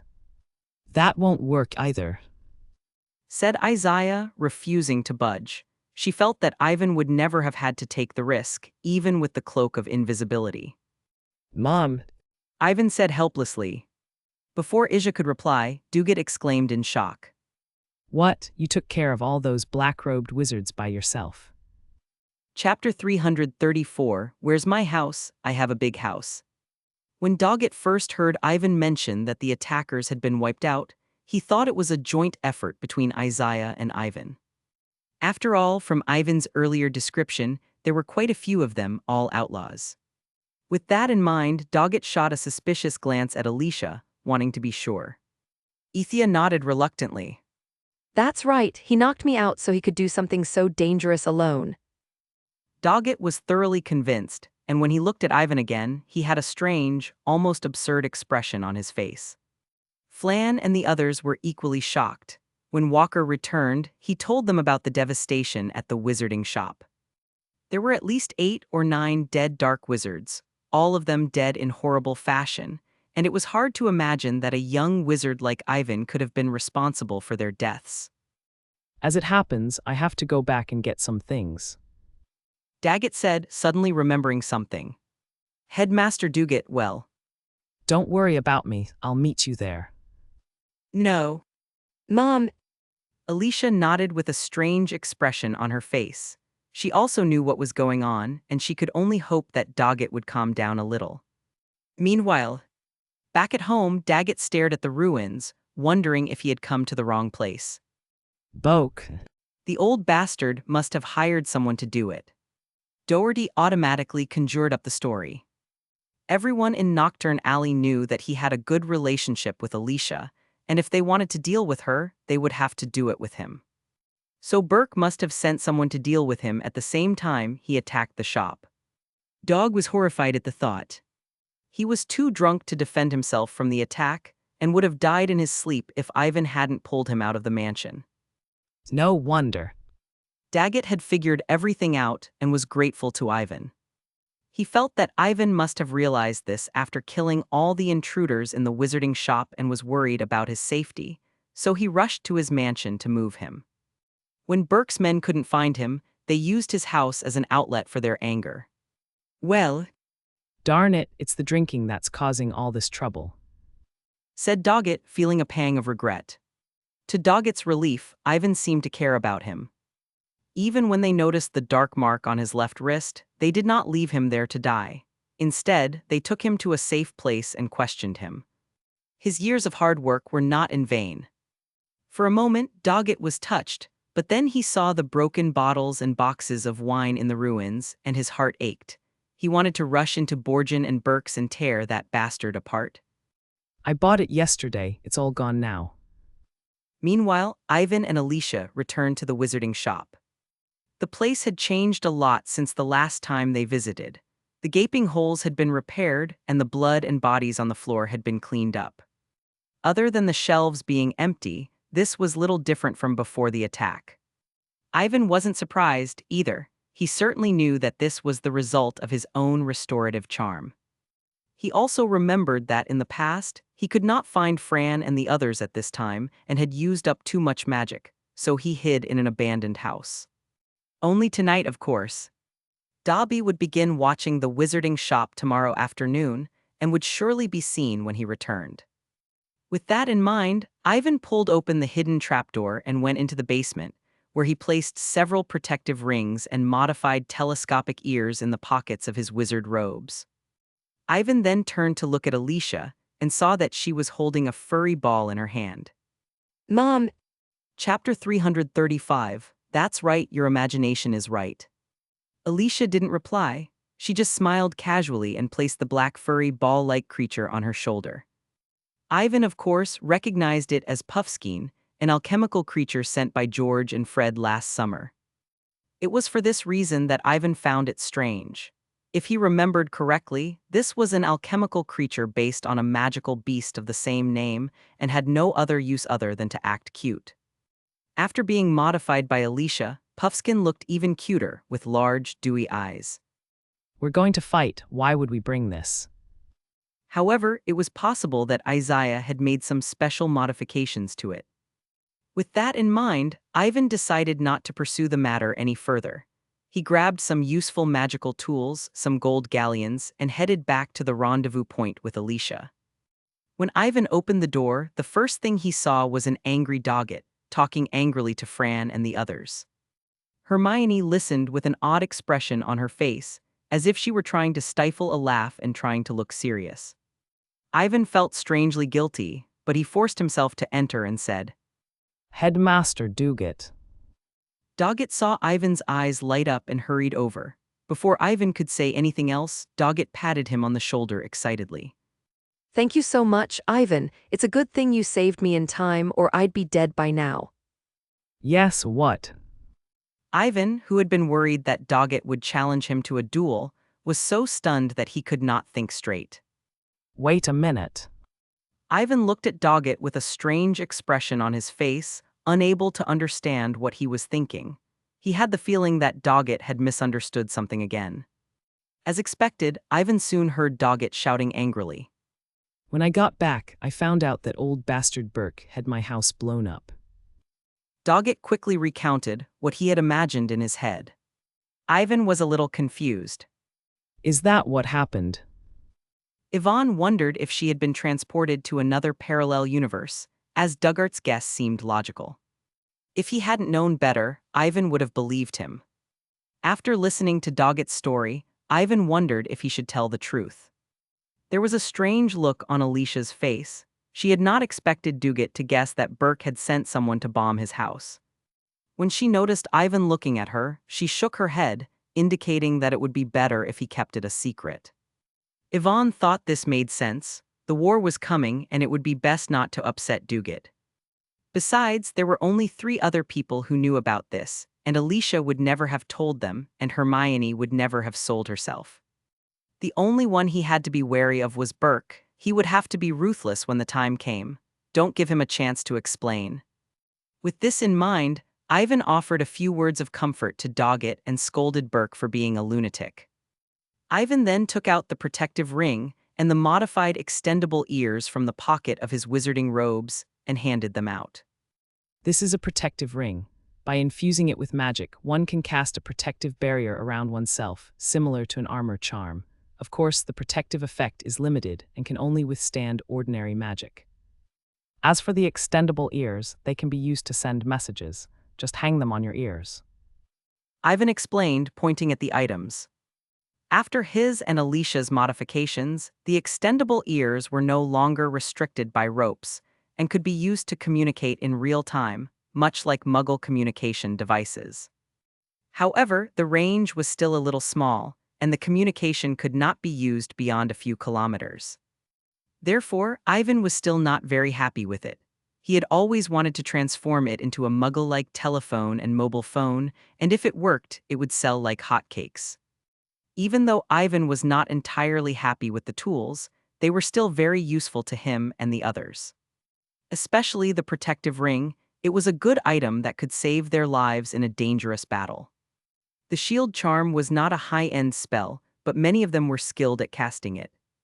However, the protective ring could be used by injecting magic into it, making it more convenient. One had to know that in battle, 1 or 2 seconds could sometimes decide life and death.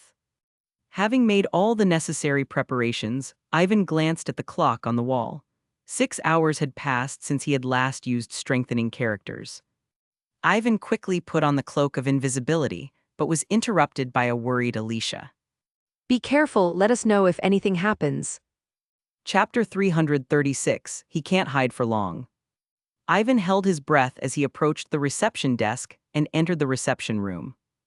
It was spacious inside, lit by faint blue candles. In the middle of the room was a round black-gray table in which several figures could be seen. Yvonne looked around and saw 11 people in the parlor. That was a lot more than he had expected. Burke, whom she had not seen for some time, sat hunched in a large chair. He did not look much different from a year ago. His greasy hair was neatly combed back, and he had an unusually kind smile on his old face. He looked straight at the wizards opposite him, and in his withered and slender left hand, he was casually playing with his eyeball-like probing eye. From Ivan's vantage point, he could see the two dark rings that were affixed to Burke's ring finger and pinky finger. Two wizards in old wizarding robes stood behind Burke, while the rest split off to face the blog. Shortly after entering the room, Ivan heard a middle-aged wizard across from Burke speaking to him with an unpleasant expression. Mr. Borgin. Burke continued, his expression unchanged by the middle-aged wizard's questioning.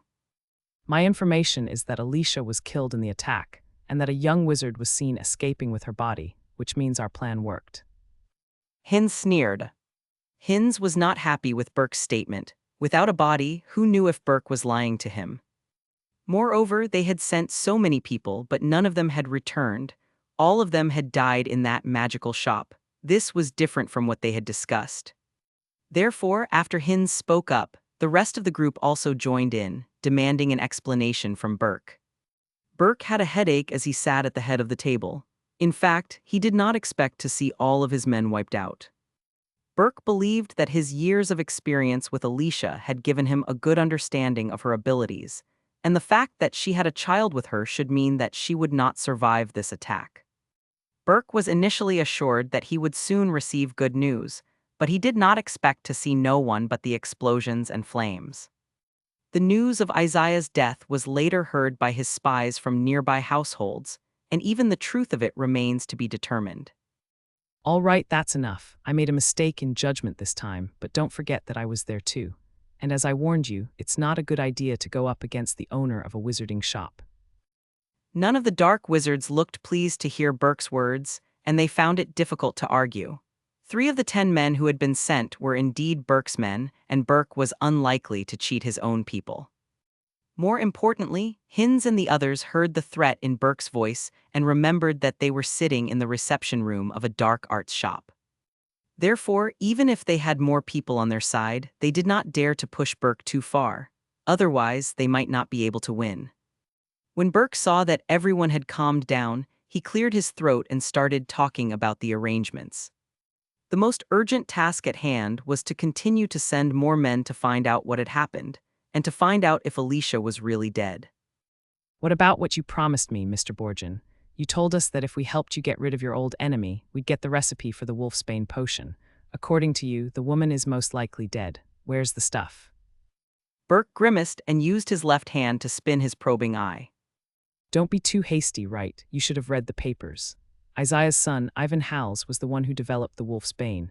Now that his mother is dead and unprotected, he won't be able to hide in Knockoff Alley for long. Chapter 337, Battle 1. Leave the task of finding this brat to us. We won't be involved in the rest. Wright nodded at Burke's words, a bloodthirsty grin on his face, his favorite game of cat and mouse. There are still 2 weeks until the next full moon, so they'll have plenty of time to have some fun. Wait, what's wrong? Wright asked, turning away in confusion and annoyance. Burke's eyes were fixed in Wright's direction, his face a mask of suspicion, his left hand clutching his probing eye as he looked around uneasily. Ivan, hiding in the cloak, grew nervous and suspicious. Had he been discovered? But why now? Was it because of the magical fluctuations created by the charged-up spell? But that should have been cut off by the invisibility cloak. Obstacles. Wright yelled, drawing his wand as fast as he could. Burke and the others were quick to react as well. Other than a few who panicked, they cast spells the moment they saw the fireball. The joint defense of several wizards, even in their haste, created visible magical barriers. Wright, who was the closest, was the unluckiest. His hastily constructed magical barrier only lasted for a moment before it was destroyed. He could only watch as the fireball approached and finally smashed into him. As the flames burned into Wright's body, his life force, which he was most proud of as a werewolf wizard, became a torment. He could clearly feel the hot tongues of fire licking over his body, and then being pushed back by the solid fireball, crashing into the magical barrier behind him. No, help me. Wright, crushed between them, let out a desperate cry. However, his angry roar was ignored, and everyone knew that he was beyond help. Burke and the others had to work harder to maintain the defense behind Wright. Craig, you deserve to die. Burke looked at Ivan with a mixture of anger and shock. When he realized that someone had sneaked in, he wondered if it was Alicia who had managed to get away with it. What surprised him even more was how powerful Ivan's magic was. Ivan did not give them time to react. With a wave of his wand, the white mist rose and transformed into a white beast. With a hiss, it charged at Burke and the others like a bolt of white lightning. The wizards once again joined forces to cast all kinds of spells at the unicorn's shadow, but the spells were useless. Seeing this white shadow approaching, the black-robed wizards, who had their own agendas, panicked. Having seen Ivan's powerful magic, they did not think that this white shadow was harmless. Use the Patronus charm. Chapter 337, Part 2, Battle 2. Ordinary patronesses were no match for the unicorn's shadow, but this did remind the other black-robed wizards that the call of God could affect this white shadow. Realizing this, the other black-robed wizards cast their spells as well. Only Burke and 3 other black-robed wizards summoned their patronesses, as those corrupted by the dark arts were unable to use them. Several lights floated from the tip of the wand and transformed into a turkey and 2 foxes. The various patronesses swarmed forward, followed by the weasel, who was kicked so hard that it almost dissipated into mist. The powerful unicorn's shadow could turn a patroness into a mist of light with a single kick, but it would not take long for the scattered patronesses to regroup and charge at them again without fear of death. That boy must still be here. All of you find him. Burke shouted at the stunned black-robed wizards. With that, Burke cast a probing spell, sending powerful magical waves through the hall, but to no avail. Shadowless blade. An invisible magical blade shot out and instantly severed the right arm of the black-robed wizard who was holding the wand. The next moment, a blood-curdling scream echoed through the parlor. The black-robed sorcerer clutched his right arm in pain as he crashed into a cupboard behind him and fell to the floor. Burke and the others reacted quickly, locking onto Ivan's position the moment he spoke, and without hesitation, a multicolored spell beam shot towards him. Ivan, under his invisibility cloak, was also alarmed. Of course, the protective ring was not enough to resist so many charms at once. Fortunately, he still had the Ring of Magic. Ivan released the stored power of the Ring of Magic almost without reservation, and a powerful magical wave spread out in all directions. The spells that had not yet reached him were extinguished, and the dark wizard who was closer was knocked away. Ivan rolled away and used the cloak of invisibility to disappear again. Burke was about to explode with rage. Ivan, to him, looked like a scurrying, disgusting mouse. However, the failure of his detection magic had alerted Burke to the fact that Ivan was wearing an extraordinary cloak of invisibility. Otherwise, he would not be so powerful. I'll see how long you can hide. Burke was furious, but his anger did not take over and he soon found a solution. He flicked his wand and the pale blue candles in the corners of the room went out, plunging the hall into darkness. Everyone looked at Burke in confusion, wondering if he had lost his mind. Burke pointed his wand again and a white light hit the ceiling. In the aftermath of the quake, a shower of powder fell from the sky, enveloping everyone in the drawing room and turning the room blue. The powder also fell on Ivan's invisibility cloak, revealing the shape of his body. Burke locked on to Ivan's position, and a strange green light cut through the darkness. Avada Kedavra. Ivan's face fell and he flicked his wand. The solid cabinet flew up in front of him and the green light hit it, sending splinters flying. The other black-robed wizards reacted quickly as well. A few more spells shot out, and in a moment the cabinet was blown to pieces. Ivan managed to construct 2 or 3 magical barriers, but they were all destroyed. In the end, he managed to withstand the attack with his protective ring. However, in the blink of an eye, several more spells attacked. After being teased by Ivan, everyone was filled with resentment. Now that they finally found Ivan, they naturally vented their anger. Ivan was helpless against the relentless barrage of attacks. Confronting several powerful wizards was extremely difficult for him. Fortunately, an orange fireball crashed through a hole in the left side of the room and headed straight for the black-robed wizards. Ulcia, you're not dead after all. Chapter 338, Mother and Son Mixed Doubles. Ivan wondered why Alicia was the only one there. As Burke's attention was drawn to the pair, a window not far above them exploded and a brownish-gray werewolf leapt through it, crashing into the crowd and causing a commotion. The grayish-brown werewolf was then forcibly dragged to the side by one of the black-robed wizards. Doggett, Flunn, and the others soon arrived, unleashing a few spells in quick succession, forcing the unsuspecting black-robed wizard to retreat. Godspeed. Ivan shouted, taking advantage of the distraction to aim a shadowless curse at Burke, hitting him square in the chest.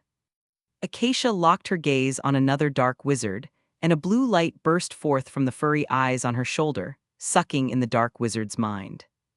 In his moment of distraction, Alicia tapped her wand, and the charm on her black silk glove lit up. 2 spells instantly struck the dark wizard, sending him flying into the rubble. Alicia then moved on to her next target, but this time, things did not go as smoothly as she had hoped. The effect on her opponent was limited, and he was able to quickly regain his composure.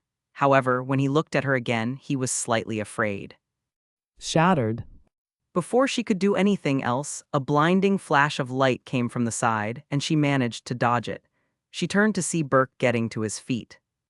Burke put his hand to his chest and gave Ivan a dirty look, then turned to Alicia and spoke to the black-robed wizard nearby.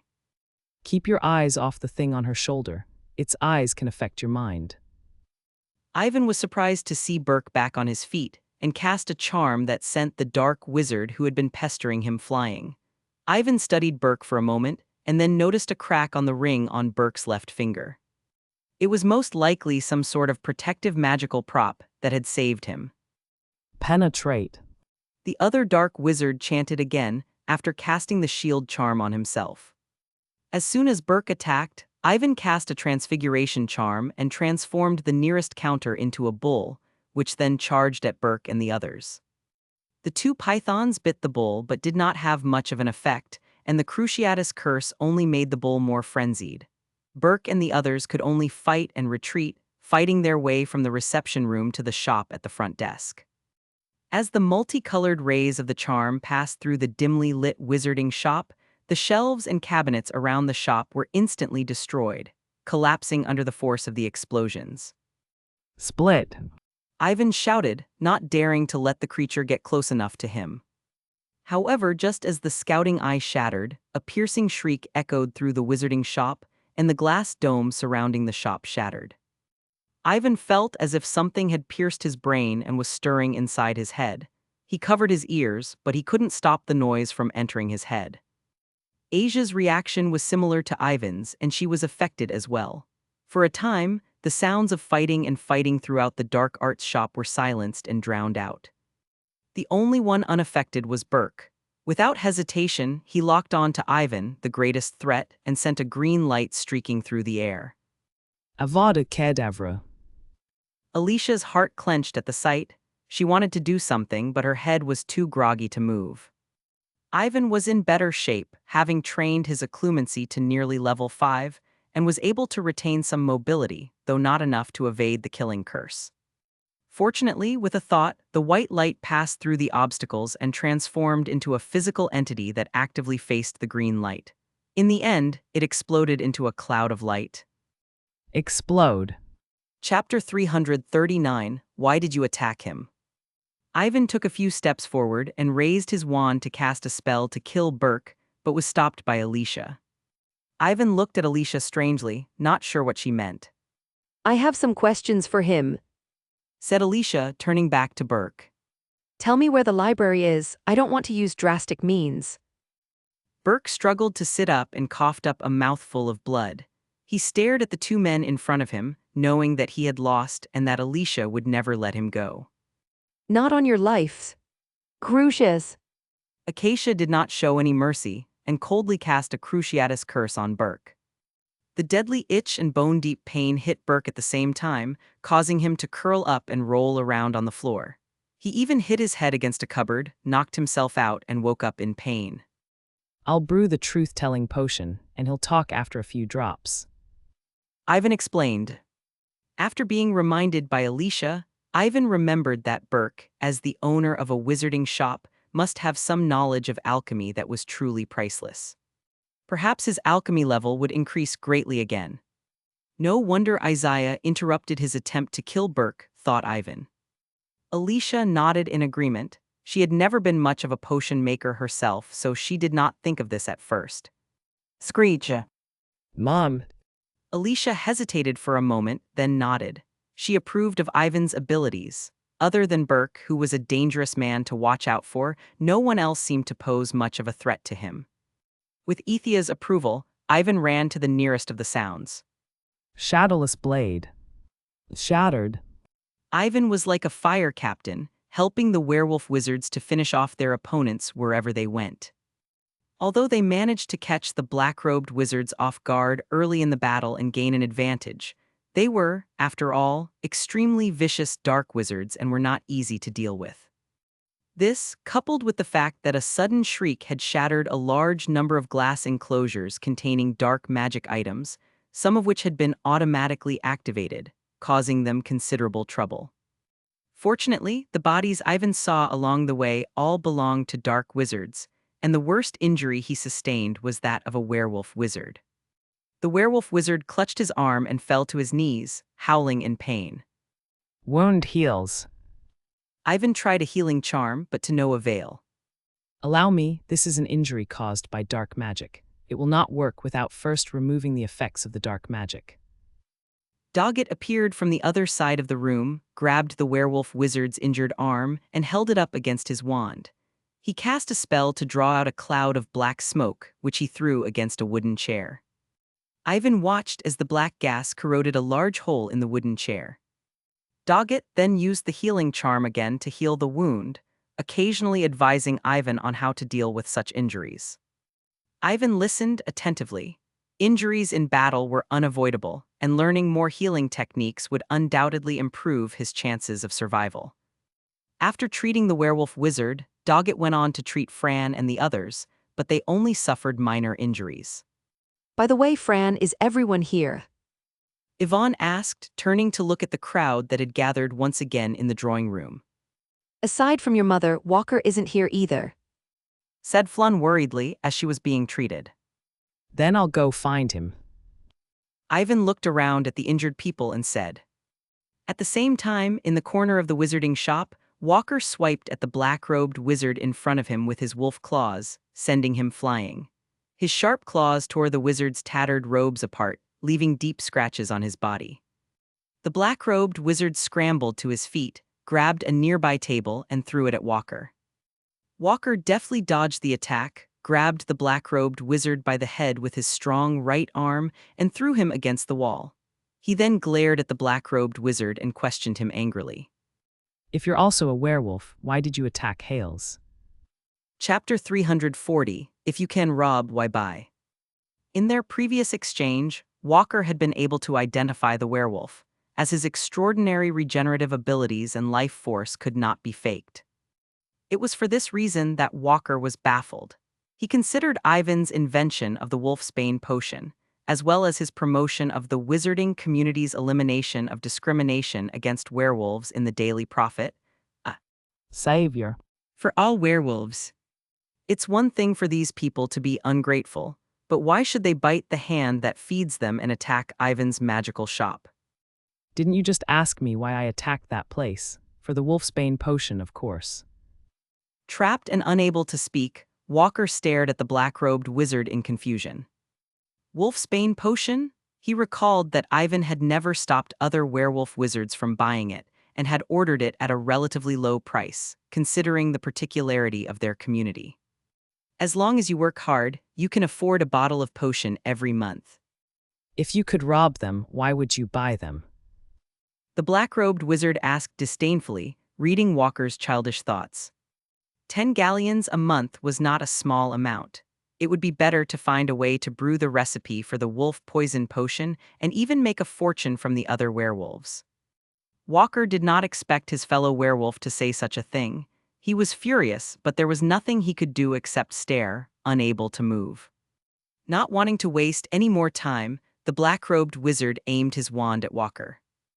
In fact, he was very interested in how Walker was able to freely transform into a werewolf, as he believed that only the werewolf leader, Fenrir Greyback, could do so without the full moon. However, the situation was not good. The sounds of fighting had stopped elsewhere, and he knew what the situation was like. Burke had been out of the running ever since Alicia and the others showed up, and he would have run if the werewolf brat hadn't been so insistent. After spitting, the black-robed wizard pointed at Walker and chanted. Farewell, boy. A dark green light flickered at the tip of the wand, and Walker's pupils contracted as he realized that the protective ring Ivan had given him was no match for the killing curse. At the same time, a young female voice sounded. Stupefy. A scarlet light struck the black-robed wizard in the back, stunning him and causing the green light of the killing curse to deviate, brushing past Walker and hitting the ground, creating a crater. How should I help you? Walker pointed to the noose around his neck, unable to speak for it was restrained. Hermione tried to cast a spell to cut the rope on the floor with her shadowless blade, believing that all she had to do was destroy the object and Walker would be saved. Unfortunately, magical objects were not so easy to destroy, and even the traceless magic did not have much of an effect. Walker's eyes rolled back in his head, and just as he was about to lose consciousness, a strange flame fell on the rope and burned it in half. As his grip loosened, Walker yanked the noose from his neck and threw it to the ground, where it caught fire and burned the magical object to ash. Hermione looked behind her. Naturally, she was not the one who had released the strange flame. Ivan appeared out of the darkness and helped Walker to his feet, patting him on the shoulder as he spoke. Are you all right, Walker? Thank goodness Miss Granger saved my life. A look of fear appeared on Walker's face. He had almost been killed by the black-robed wizard. Ivan then turned to the little witch and said rather helplessly, Hermione, why are you here? Didn't I tell you to wait outside in your invisibility cloak? The attack on Borgin and Burks was so dangerous that Ivan kept Hermione out of it. At the same time, Ivan was a little worried about leaving her alone in the mansion, so he decided to let her stay outside. I didn't think you'd come in until the fight was over. Hermione said, sticking her tongue out. She had been left alone to listen to the explosions and screams and had been terrified that Ivan and the others would be in trouble. When she noticed that the commotion in Borgin and Burks had died down, Hermione put on her invisibility cloak and went to check on the situation. Even though Walker had transformed into a werewolf by then, when Ivan told her that a fellow in a black wizard's robe was an enemy, Hermione knocked him out cold. Yvonne was horrified when Hermione told her what had happened, and would have killed Walker if Hermione hadn't arrived. It's all thanks to you, Hermione, said Ivan gratefully. I'm glad I could help. Chapter 341, Can you close your eyes for a moment, Hermione? To Ivan's surprise, however, Walker's mood did not improve. After a moment of hesitation, Walker spoke. I'm so sorry. What's wrong? Yvonne asked, puzzled by Walker's comment. Walker glanced at the black-robed wizard lying on the ground and said apologetically. After all you've done for us werewolves, these guys are still after the wolfsbane potion. At this point, Walker felt guilty. As a werewolf, he simply could not understand how these people could have done such a thing, and he did not want Ivan to misunderstand them as werewolves. They're them. Yvonne asked, amused. But Walker started to protest, but Ivan waved him off. There are good people and bad people in every group. Besides, many wizards and witches in Knockoff Alley discriminate against werewolves. Do you want me to apologize to you on behalf of every single one of them just because I live in Knockoff Alley? Yvonne said. Walker thought about it and agreed. He scratched his head and smiled sheepishly. Ever since his mother's death, he lived directly with Fran and the others, experiencing how discriminated against werewolves were in the wizarding world. As such, there was a time when Walker was hostile to all non-werewolf wizards. Now it seemed that, as Ivan had said, there were good and bad people in every group, and they could not be generalized. Ivan was relieved when he learned that Walker was not going to pursue the matter any further, and was not at all surprised by the ungrateful werewolf wizards. In fact, werewolves like Ferlin, Walker, and Lupin, who did not steal or rob and worked hard to support themselves, were among the minority. Due to the circumstances of their lives, more werewolves survived only by stealing and killing, eventually degenerating into evil dark wizards who took their suffering out on other innocent people and caused widespread panic. This only served to heighten the wizarding boycott of werewolves. Can you close your eyes for a moment, Hermione? Closing his eyes, why? Hermione looked at Ivan with her brown eyes, nonplussed. Shadowless blade. This was followed by the tearing sound of a sharp blade piercing flesh and a cry of pain. Hermione's train of thought broke off, and then, with a pang of fear, she realized what Ivan was doing. Let's go. Yvonne said, taking Hermione's hand and pulling her away. She could feel Hermione's wrist trembling. It was hard for a 13-year-old witch to go through so much murder in such a short time. In the ensuing silence, the trio returned to the drawing room. Everyone except them was already there. Flan was carrying Burke, who was unconscious, and Alicia was holding some well-preserved dark magic objects which she seemed to be planning to study. Now that we're all here, let's get out of here. The Aurors will be here soon, said Doggett, looking out of the window. Ivan nodded. Unlike his family's shop, Borgin and Burke's was too close to Diagon Alley. Someone might alert the Ministry of the danger of accidentally running into an Auror. What about the bodies? Don't they need to be dealt with? Ivan asked, looking around at the damaged wizarding shop and the bodies of the dead black-robed wizards. Given the number of detective shows he had watched in his previous life, Ivan feared that the Ministry would follow the trail back to him. Don't worry, they're wanted by the Ministry themselves. If they die, so be it. This is Knockturn Alley, and the Aurors will only be notified to go through the motions. Chapter 342. Are you really a dragoon? The next morning, Ivan woke up yawning. After opening the curtains and looking at the clear sky, Ivan's tense mood completely relaxed. What should we do today again? Ivan was having a hard time adjusting to the sudden break in his schedule. He had been busy for the past few months, but he had let go of his burden today. Other than brewing a truth-telling potion later, he did not seem to have anything else on his mind. Craig? Ivan, come out and eat. Yes, of course. Yvonne smiled and nodded as she and Hermione left. Along the way, Ivan asked Hermione about the state of the time turner and told her to let him know when it was heating up. When the time turner's power failed, it kicked the user back to their original point of time, although the location would not change, meaning they would return to Knockturn Alley 3 months later. Ivan was perfectly capable of protecting himself, but it was dangerous for Hermione to be alone in Knockturn Alley.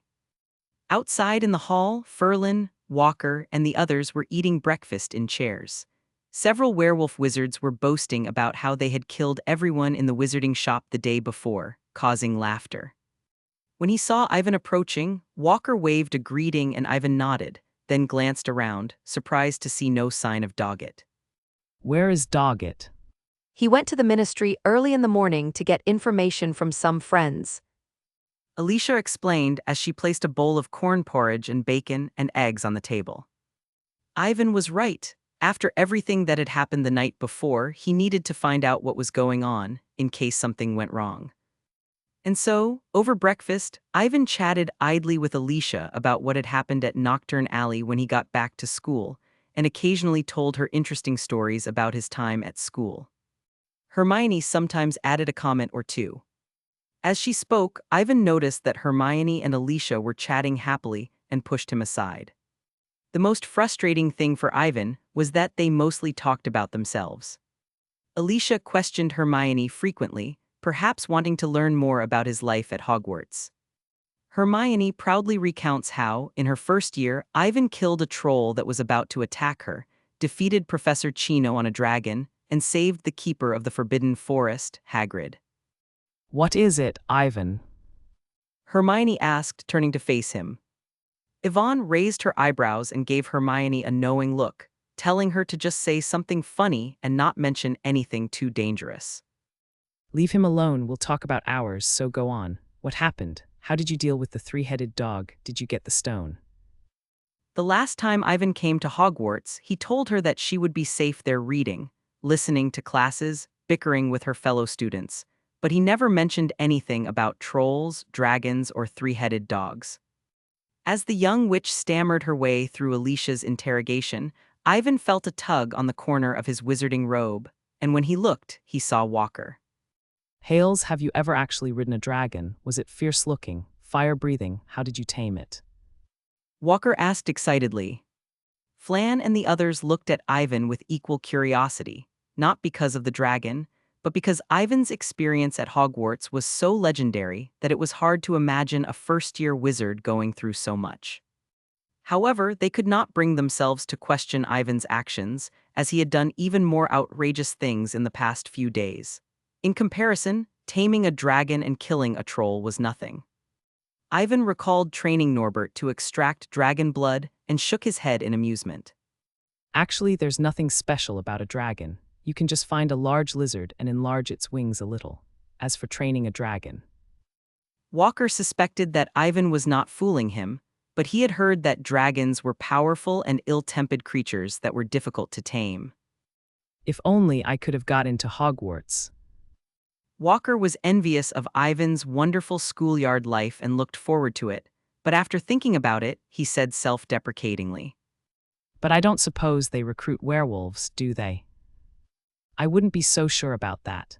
I know of a werewolf wizard who graduated from Hogwarts and made a few good friends there. Ivan said with a smile. This was one of the many things he admired about Dumbledore, as the elderly Dumbledore was truly able to treat any student without discrimination, as exemplified by Draco Malfoy. Dumbledore knew then that Draco and his parents were Death Eaters, and that Malfoy Sr. had been deliberately picking on him over the years. Even so, Dumbledore tried to save Draco Malfoy's soul at the end of his life, believing that Draco was not inherently evil. Are you serious? Walker asked in disbelief. As far as he knew, no school was willing to accept a werewolf as a student. He had been able to attend Durmstrang School of Witchcraft and Wizardry because he had deliberately concealed his identity.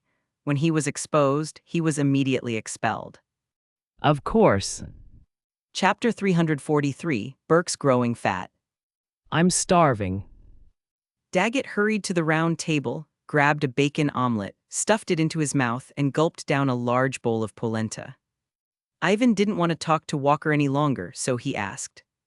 Dean Dugatz, how did it go?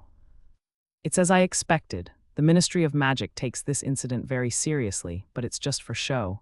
They're still trying to figure out what to do with the account book. It might take a month or two just to discuss the meeting. Dugat explained with a casual wave of his hand. Ivan was completely relieved. He didn't know when the ministry would finish their meeting, so he didn't have time to track them down. However, Ivan was curious about Dugat's source. Their raid on Borgin and Burke's was late last night, and even if the Aurors had stayed up all night, it would have taken less than half a day. Doggett must have bribed a high-ranking ministry official to get accurate information so quickly. What about Borgin and Burke's? What's the ministry going to do with it? Ivan asked, remembering that Burke's shop seemed to be empty now. He thought Borgin and Burke's was a good location, at the junction of Diagon Alley and Nocturne Alley. What's more, Ivan knew that there was a damaged vanishing cabinet in Borgin and Burke's, which could be used to teleport directly to Hogwarts. Don't even think about the wizarding shop. There are a lot of people out there after it. It's just that they think Burke is missing rather than dead, so they haven't done anything about it yet. Let's just watch. Let them fight each other. Ivan felt it was a pity, but he didn't think too much of it. After all, the most valuable thing in the wizarding shop was the knowledge of how to make magical objects, which they could get their hands on. After a quick breakfast, Ivan sneaked away while Alicia and Hermione were still chatting, in case she caught him and scolded him.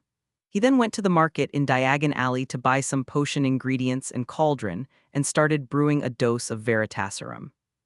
As a high-level potion, Veritaserum was not easy to brew. Fortunately, Ivan's potion level had been raised to a very high level, and it was not the first time he had made Veritaserum, so he could naturally guarantee the success rate of brewing the potion. After carefully grinding the various potion ingredients, Ivan added the prepared potions to the cauldron, stirred them, and finally covered the cauldron. The brewing of advanced potions usually took some time and could not be rushed. During the few days she was waiting for the truth-telling potion to be completed, Yvonne went on to study the book Hermione had brought with her. He also did not forget to remind Douget, Fran, and the others to keep their distance from the shop, so that Dobby would not see them and cause a stir in history. It is also worth mentioning that Burke, who was captured, was unusually tough over the past few days, stating that he would rather starve to death than reveal anything. Ivan had no choice but to give Burke a stunning spell every day to keep him asleep, in order to prevent him from killing himself while he was conscious. There was nothing Ivan could do about the hunger strike. After days of not eating or drinking, Burke's body became thinner and thinner. Fortunately, when he was about to starve to death, the truth serum was finally brewed. Just as the potion was brewing, the system prompt sounded at the same time. Ding, after some practice, your potion's proficiency has increased. Current level, 5 1690 out of 3200. Ivan glanced at his system bar. Due to his frequent use of the time turner to learn various subjects and practice common charms, most of the spells in his status bar had been upgraded to level 5. This meant that, even without special blood magic, his charms were superior to that of most adult wizards, and his most powerful transfiguration charm was close to level 6. Ivan took the brewed Veritaserum and found Burke tied up in the storage room. Over the course of the past few days, Burke had lost all of the charm he had when they first met. He was filthy, covered in dirt and grime, his cheeks were blue, and he was so thin you could see the bones of his face. Other than breathing, he looked like a corpse. Ivan pulled out his wand to remove Burke's stunning spell. After waiting for a while, Burke stirred and forced his eyelids open. Burke opened his eyes and looked around. He felt weak and his stomach was empty. He was starving. As soon as he saw Ivan, Burke's eyes filled with hatred, and he understood why Ivan had kept him alive. Burke gave Ivan a weak look and said, Give up, I won't say anything. Is that so? Ivan's lip curled in disbelief, and he took the Veritaserum out of his wizard's robes. To Burke's horror, he opened his mouth and dripped a few drops onto it. Burke's frightened face slowly calmed and his eyes lost their focus. Ivan tried to ask a few questions, and Burke answered them all, explaining everything about the attack. It seemed that the truth serum was working. Then where is the library? I mean the books on the creation of magical objects. Ivan asked, getting to the point. It's in a hidden door in the right-hand corner of the basement, and the key to it is the locket I wear around my neck. Burke said blankly. Ivan pulled Burke's collar, and sure enough, there was a glittering silver pendant around his neck that looked like a small seal. Ivan removed the pendant, then hesitated before continuing. Is there anything to look out for there? Burke answered with a blank stare. The library is protected from the light by a spell. It is extremely dark inside, and if anyone attempts to cast an illumination spell inside, the secret door will close after 30 seconds, and the library will turn into a sea of fire that will devour everything. Chapter 344. How can this porridge be so delicious? Ivan felt a chill run down his spine at Burke's words. The old man was indeed treacherous. It was a good thing he had asked the question discreetly, or he would have been tricked into entering the library. So how do you usually get in? Yvonne asked curiously. Since illumination magic could not be used in the lightless library, what would Burke do when he wanted to check or retrieve a book? That's obviously impossible. You may enter with the hand of glory.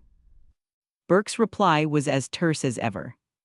It dawned on Ivan that Burke had placed some sort of light-sensing spell inside the library, and the Hand of Glory was a special magical instrument that only those who held it could see the light and would thus be able to avoid detection by alert magic. It just so happened that one of the dark arts items that Alicia brought back to study was this one, which she could use directly. Yvonne then looks doubtful. What if you lose your Hand of Glory like you did this time? There's quite a few in the shop, and I could use the time to make another. Burke said blankly. Ivan smacked his head, he'd forgotten about that. Burke was a master of the making of magical objects, and was able to repair damaged, vanishing cabinets with ease in his time and space, so it was not difficult for him to create a hand of glory. In case Burke had other tricks up his sleeve at the wizarding shop and caused him to fall for them, Ivan took the trouble to ask him again. The more Ivan questioned him, the more alarmed he became. Burke had set up numerous traps in the wizarding shop, and many dangerous dark objects were in a state of readiness. Ivan lamented the fact that he did not give Burke time to prepare for the battle, which he was lucky to have done so with the cloak of invisibility. In the basement, I also set up a small spell that would automatically make a noise when a stranger enters. There's only one way to break it. Burke talked nonstop about his brilliant setup for over 20 minutes before he finished. It didn't take long for Burke's face to change. He stared at Ivan in terror and screamed. What did you do to me? Burke's face turned ashen as he recalled everything he had just said. He quickly guessed that Ivan had given him truth serum and his body went limp. Do it. Ivan looked at Burke, drew his wand, and pointed. A plate appeared on the ground in front of Burke. Burke waited for a while, but there was no pain, and then he smelled something fragrant. He opened his eyes and saw Ivan standing there with a small pot of corn porridge on the floor. Burke, starving, looked at the pot of polenta, swallowed hard, and then looked at Ivan in confusion. What do you mean? Burke was baffled. He thought Ivan would kill him after the questioning. You've told me everything I wanted to know. If you still want to starve to death, that's fine with me. Ivan said and left. These corn porridge were naturally leftovers from the breakfast. Ivan did not want Burke to die so soon if he could help it, and his modified polyjuice potion required a tester who could withstand the strain. It couldn't be helped. Peter hadn't been around for months, and Ivan was having a hard time adjusting. Burke watched in confusion as Ivan disappeared through the door, unable to understand why Ivan would spare his life when he was no longer of any value. Burke's eyes were soon drawn back to the bowl of polenta beneath him, and he fell into a deep battle. He really wanted to knock this bowl of porridge over and point at Ivan with disdain, saying that he would rather starve to death than eat it. By then, however, Ivan had left and no one would notice if he tried to be tough, so Burke gave up on the idea and lay on the floor with his eyes closed, pretending to be dead. Burke's lips were white and chapped from days of not eating or drinking, and he was thirsty. The smell of corn porridge wafted into his nose, disturbing his thoughts. Annoyed, Burke opened his eyes and looked at the corn porridge nearby. What if this bowl of porridge was actually very bad and could not be eaten? Burke thought to himself. In that case, I don't need to suffer like this. Chapter 345, Deed and Alchemy Knowledge. The tunnel was only about 1 meter wide and 2 meters high, and it was so dark that nothing could be seen. It was likely that Burke had set up a protection charm. It was only then that Ivan took out a shriveled and gnarled hand from the pocket of his wizarding robes, lit a candle, and placed it on the shriveled hand. The dim candlelight faintly illuminates the way ahead. This is the deed to Borgin and Burke's magical store.